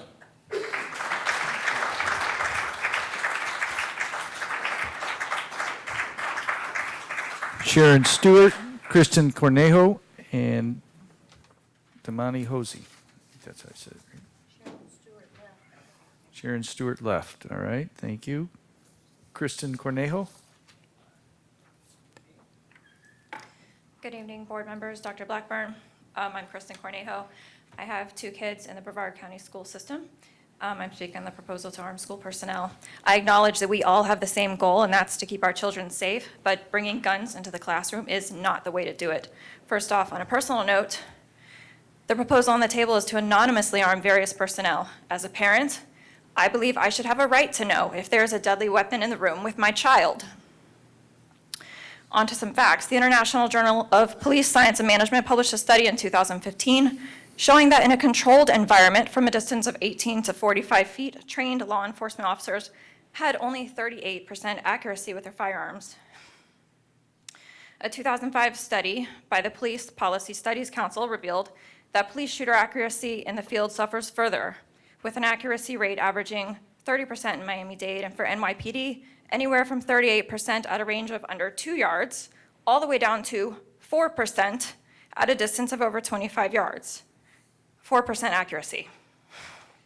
This is not to disparage law enforcement. It's to show how difficult it is to maintain accuracy in high-stress situations. Knowing statistics like these, imagine a hastily trained teacher or other school employee attempting to oppose a semi-automatic wielding shooter amidst hundreds of fleeing students.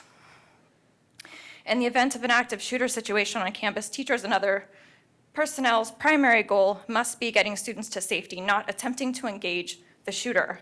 Many combat veterans have spoken out, warning us that being under fire is unlike anything a civilian can imagine. We all would like to think we would be heroes, but in reality, most of us are ordinary, everyday people who cannot be expected to act swiftly, logically, and with perfect accuracy with a handgun or similar weapon when faced with a semi-automatic AR-15 loaded with a 30 to 100 round magazine, all of which are perfectly legal. Another root issue which must be addressed.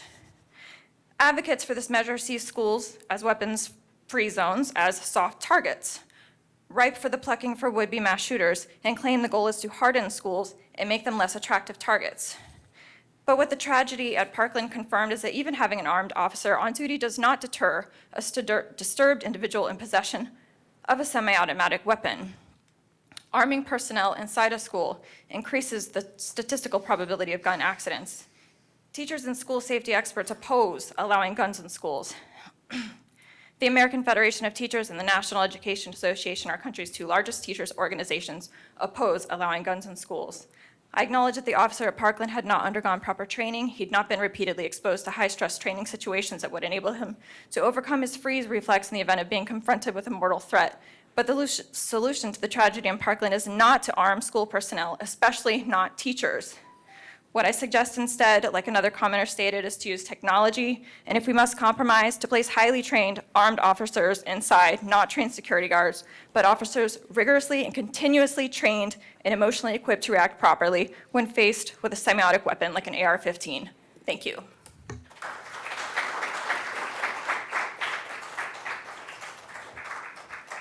Damani Hosi, followed by Cole Manis.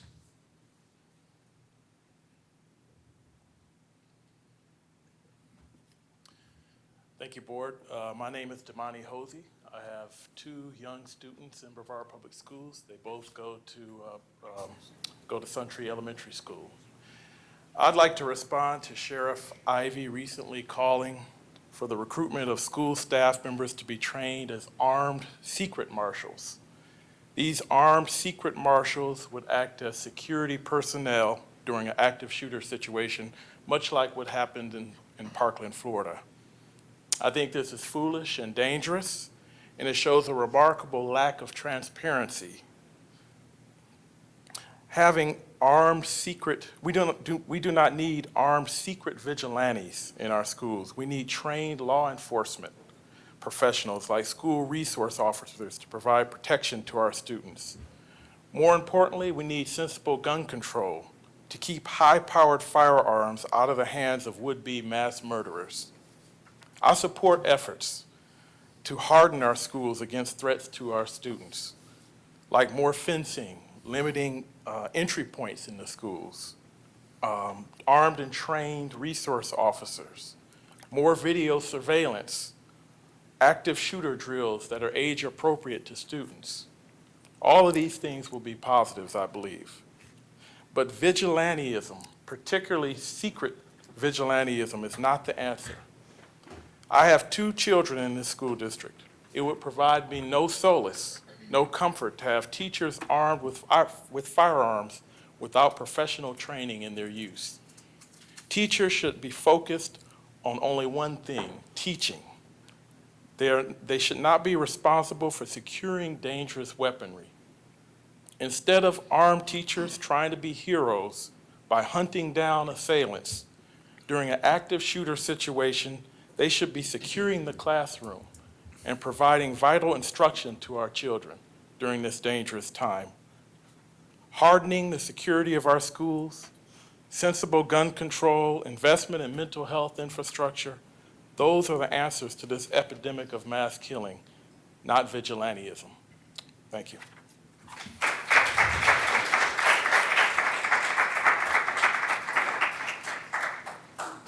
Cole?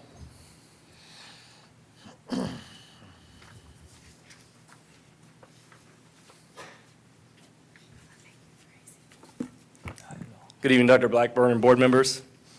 I had a great speech written out and ready to go, but I figured in the name of being constructive, I just wanted to take the press release and then some of the excerpts that came from it and some of the questions that came to my mind. I'm a teacher, a coach, and an aspiring administrator at Heritage as well, with Ms. Derringe and Ms. Pahalski.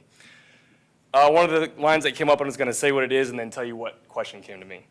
Keep in mind that it is a very fluid and evolving strategy concept that will need to be flexible in some areas and extremely firm in others.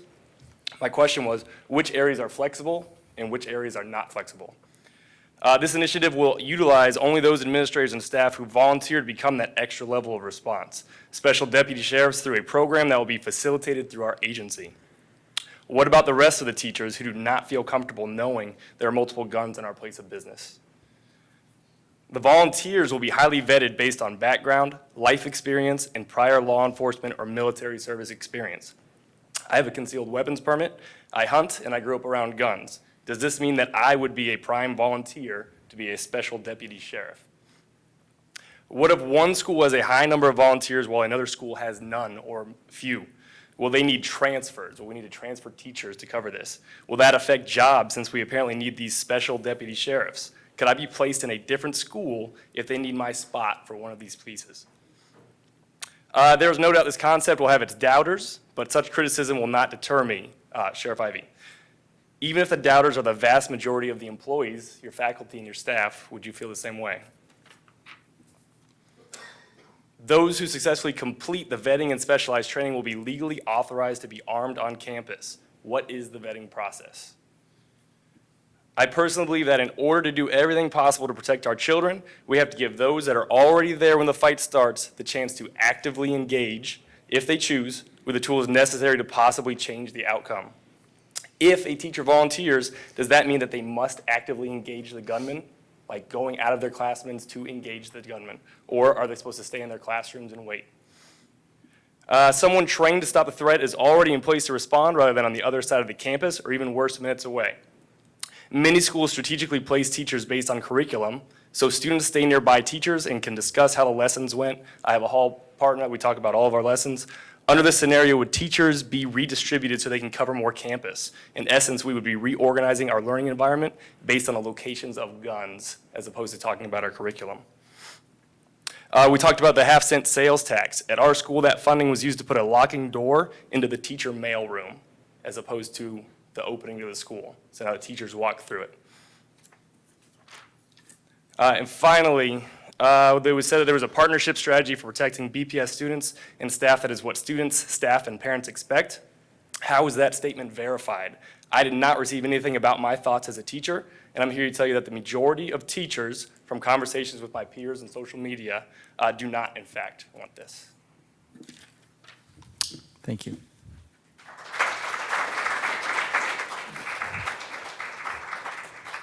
That was our last speaker. Do any board members have any comments or anything they want to add? Mr. Ziegler? I'd like to thank everybody for speaking up and asking questions. So we have a lot of questions ourselves, and we plan to answer as many of those as possible before any discussion, or before any conversation is concluded. So be assured that this is just a proposal that hasn't even been, as our chair has said, has not even been fully presented to us. So thank you for your input, and we'll be looking for more. Feel free to email us and let us know your thoughts. I heard a lot of great ideas today and things I haven't even thought of, so keep it coming. Anyone else? No. Well, I would like to also thank those of you who have decided to stick around and those who are watching. Look, we all know this is a passionate issue. Four of us sitting here still have children in Brevard County schools, so we have the skin in the game. And Mr. Ziegler's daughter is a recent graduate. We all have that same passion, and this is a discussion that has been ongoing since the day I know I took office, and will continue to go on long after I am departed. And I know that's the same for every board member up here. Our children and our staff's safety is the #1 priority of everything we do, and we will continue to make that such. So I'd like to thank each of you for sharing your concerns, your passions, your suggestions. As Mr. Ziegler said, please feel free to reach out to us at any time via email or phone so that we can continue the conversation as we move forward. This was a perfect example of how a great civil discussion should occur. We have both sides of the coin, as you were, giving opinion, and it's exactly the type of thing that is perfect for our school district. So thank you very much, and we would thank you all for participating. I think instead of pressing with the consent agenda, I kind of think we probably need about a 8 to 10 minute break. Is everybody in favor of that? We are in recess, 10 minutes.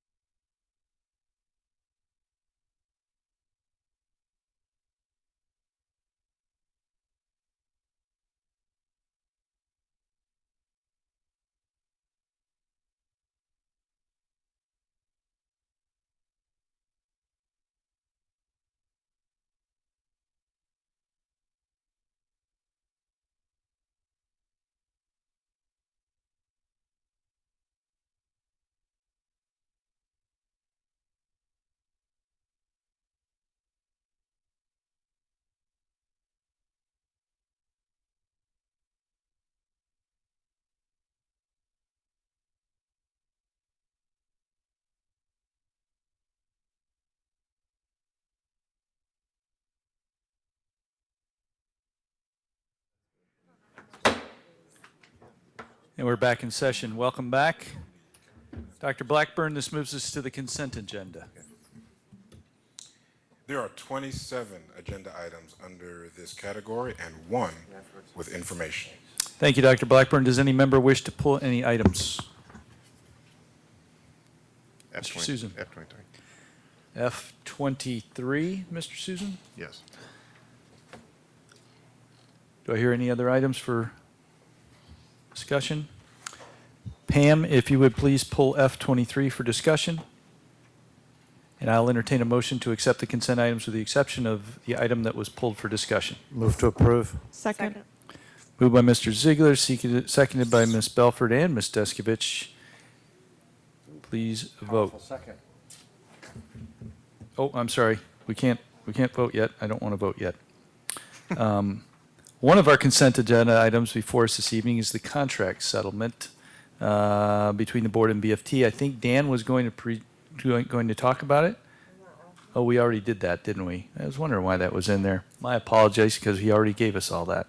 So I will entertain call the question. Please vote.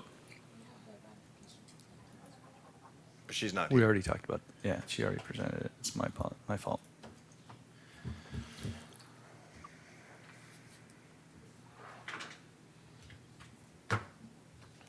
And the motion passes 5-0.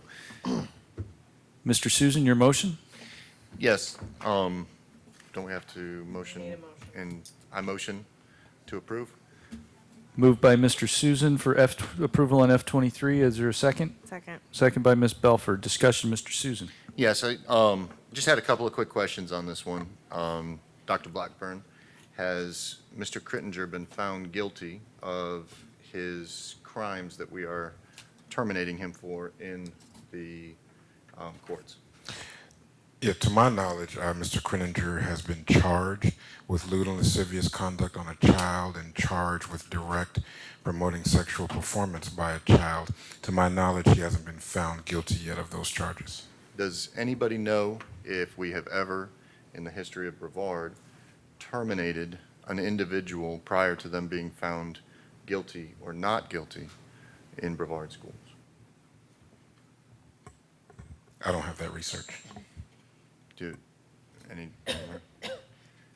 And the reason that I did this is because one of my personal problems is that we have this structure system where we're found guilty or not guilty, and then your judgments come upon that. And I find it an issue that before a criminal proceeding is found guilty, and we've had one in the prior past that was overturned where the person was pleading out and everything else, and it was a similar situation. So that's the reason I pulled it, and that's what I just wanted, just point to ask for questions. That's it. Is there any more discussion? I call the question. Please vote. Mr. Craig. Oh, yes, Mr. I'm Dr. sorry, Blackburn. if I I could. apologize. The recommendation here this evening is not just based on the criminal proceedings, but there was an internal district investigation that was conducted as well.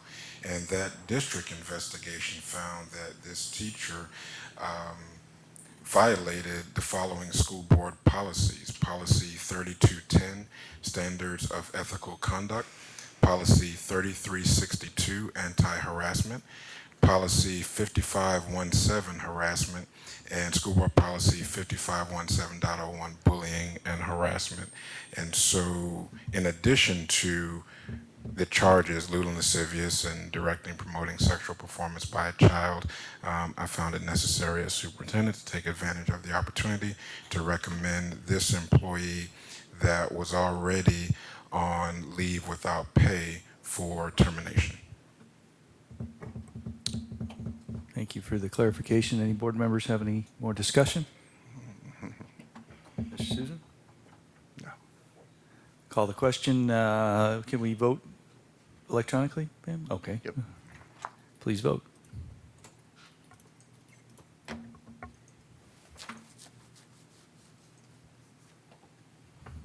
The motion passes 5-0.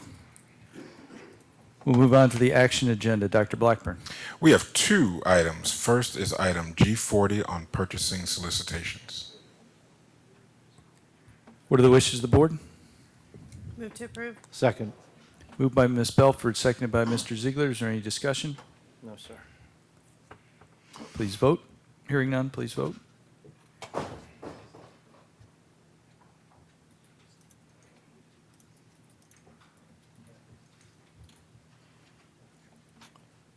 Motion passes 5-0. Dr. Blackburn. Next is item G41 on department school-initiated agreements. What are the wishes of the board? Move to approve. Second. Moved by Mr. Susan, seconded by Ms. Deskovich. Is there any discussion? I have a comment.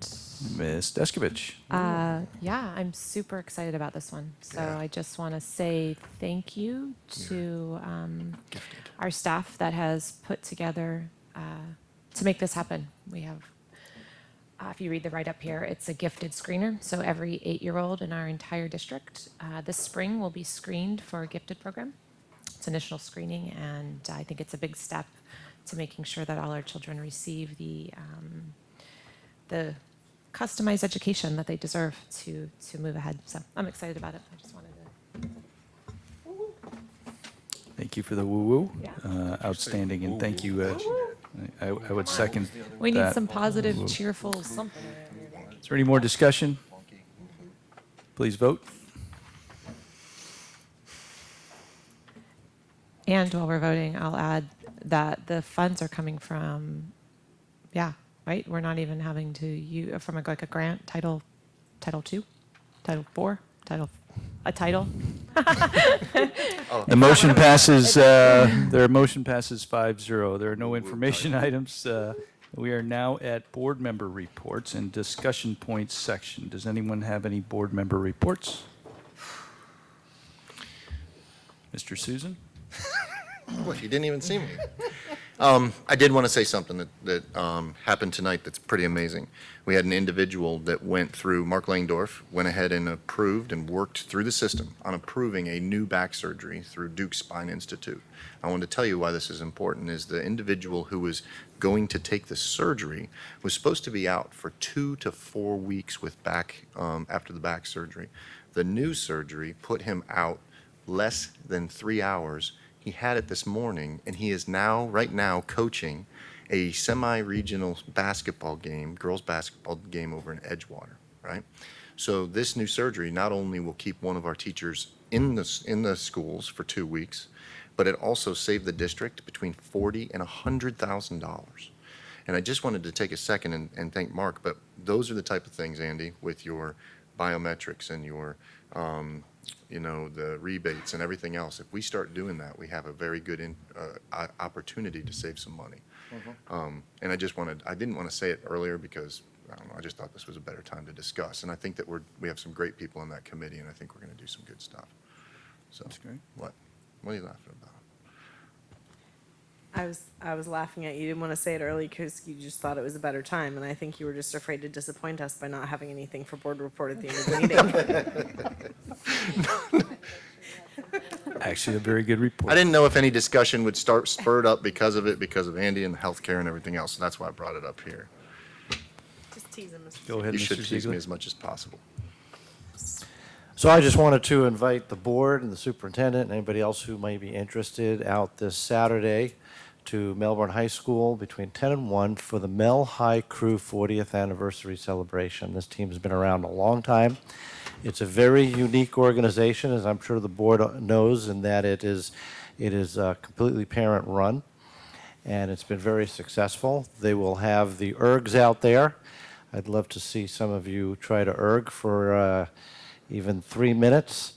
I know the first time I tried it, I think I practically died because I fell off. It is probably one of the most difficult exercises all body exercises out there. It's amazing.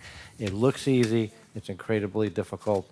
These kids who do it are just so incredibly dedicated. They get up early and practice day after day. They compete around the state and around the country. Very proud of this team, very proud of the parents, and if you can make it out there, the kids would really appreciate it. In 40 years, that's just amazing. I'm looking forward to when lacrosse makes it 40 years as a parent-supported organization just like them. Yes, sir. Mr. Ziegler, could you explain what an erg is? An erg is a rowing machine. It has a seat that slides back Oh, a and skull. forth. You mean a skull? No, A rowing sculling is Erg, is this a bigger thing that is the you're boat, using? or they call it, there's a so the shell. erg But is the sculling seat. is a form of rowing. The erg is the machine. It's a cardio machine. It's actually a very simple Oh, machine. so they have machines out there, It's a machine. but they're not going to let us get in the boat. All right, No, but thank we you. can arrange that for you. We could definitely arrange that The for you. erg measures your the pressure that you're rowing with. So, and it's used for a variety of stuff, including recruiting of rowers. Absolutely. Ms. Belford. Super quick, wanted to let Mr. Ziegler know that I will not be able to join you for the crew event because I will be at the Odyssey of the Mind event at Vieira, and I sent all of you a message saying, hey, would be great if you could represent. I will be there all day because I have one competing, and I am volunteering to work the Odyssey of the Mind shop. Every school has to have they have to bring help, and so I am the help on Saturday. But then also the award ceremony is that evening, and they would love it if you all could join if your schedule allows. What time? 6:30?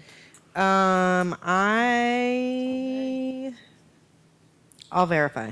I sent you an email, I think, but I'll verify and send it to you. Saturday night. My whole day is blown on it, so yeah, I'm there. I'm in beginning to end. So So we can erg and then go. yes, erg and then om.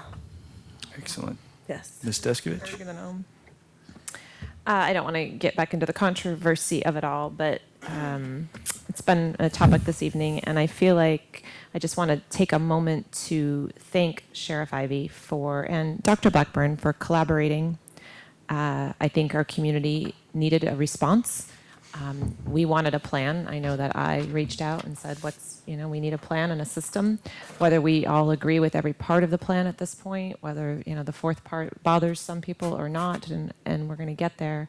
I'm grateful for his and their leadership for putting something together and moving forward. And I don't know that a lot of districts in the state yet have formulated as quickly as we have something to put forward to discuss. And so I think, I'm pretty proud of our community for where we're at. Thank you, Ms. Deskovich. Well stated. Two things. Once again, I have neglected to include something at the beginning of the board meeting, which means that I'll have to mention it now, and then again at recognition for our first March meeting.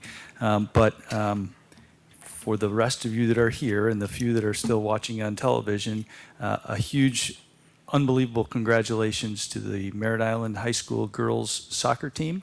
Friday night, they won against I think it was Gulf Breeze High School for the state championship for the second year in a row, back-to-back state champions, Class 3A Merritt Island girls. An amazing, amazing feat when you think of the amount of teams in the state and to get back to that level again. And I know that they are bringing most of those players back next year, so it's going to be exciting to watch them again. So congratulations to Merritt Island, Molly Vega, the entire team at Merritt Island that supports the girls there, all their coaches, and I appreciate them greatly. Great accomplishment.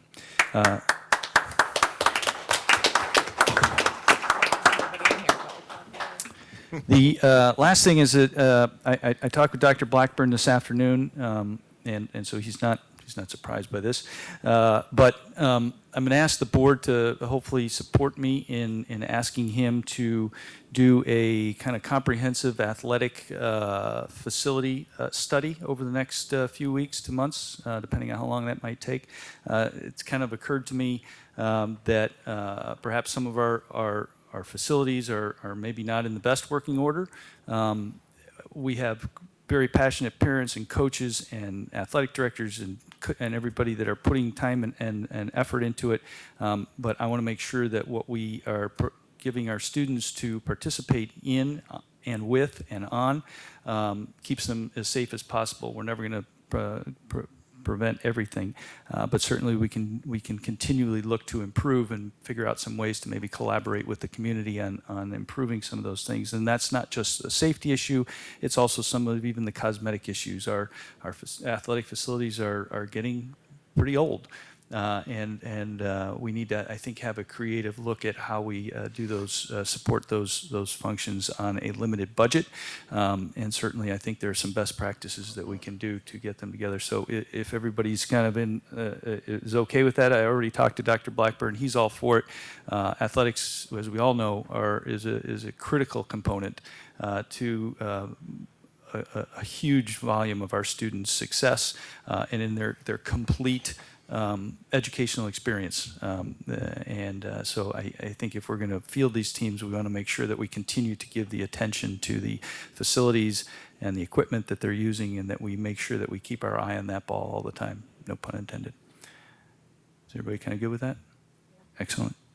Mr. Susan? So that the scope is to identify if there are any gaps and then make recommendations towards those gaps that we might be able to fix in the coming years. Correct. Kind of have to take a big picture look at where we're at with our facilities across the district. Of course, most of those are middle and high schools. There are some grade schools that have some facilities that we share with the Park District as well. So we need to take a look at all of that, figure out how all those things are supported, and how we're making sure that we have a safe environment at all times for our students. And usage of fields and stuff like that, like O'Galley has this field and one little practice field for 10 Right. sports and stuff like that. Beautiful. Thank you. That's a great idea. So if Dr. Blackburn, you wouldn't mind doing that? Sending them the email as you were speaking. And that's all I have. Dr. Blackburn, do you have any report? I was going to make a report, but I can't top the woo thing from Mrs. Deskovich, so no report. Excellent. Thank you very much. Any last minute comments or thoughts, burning issues? Then we are adjourned.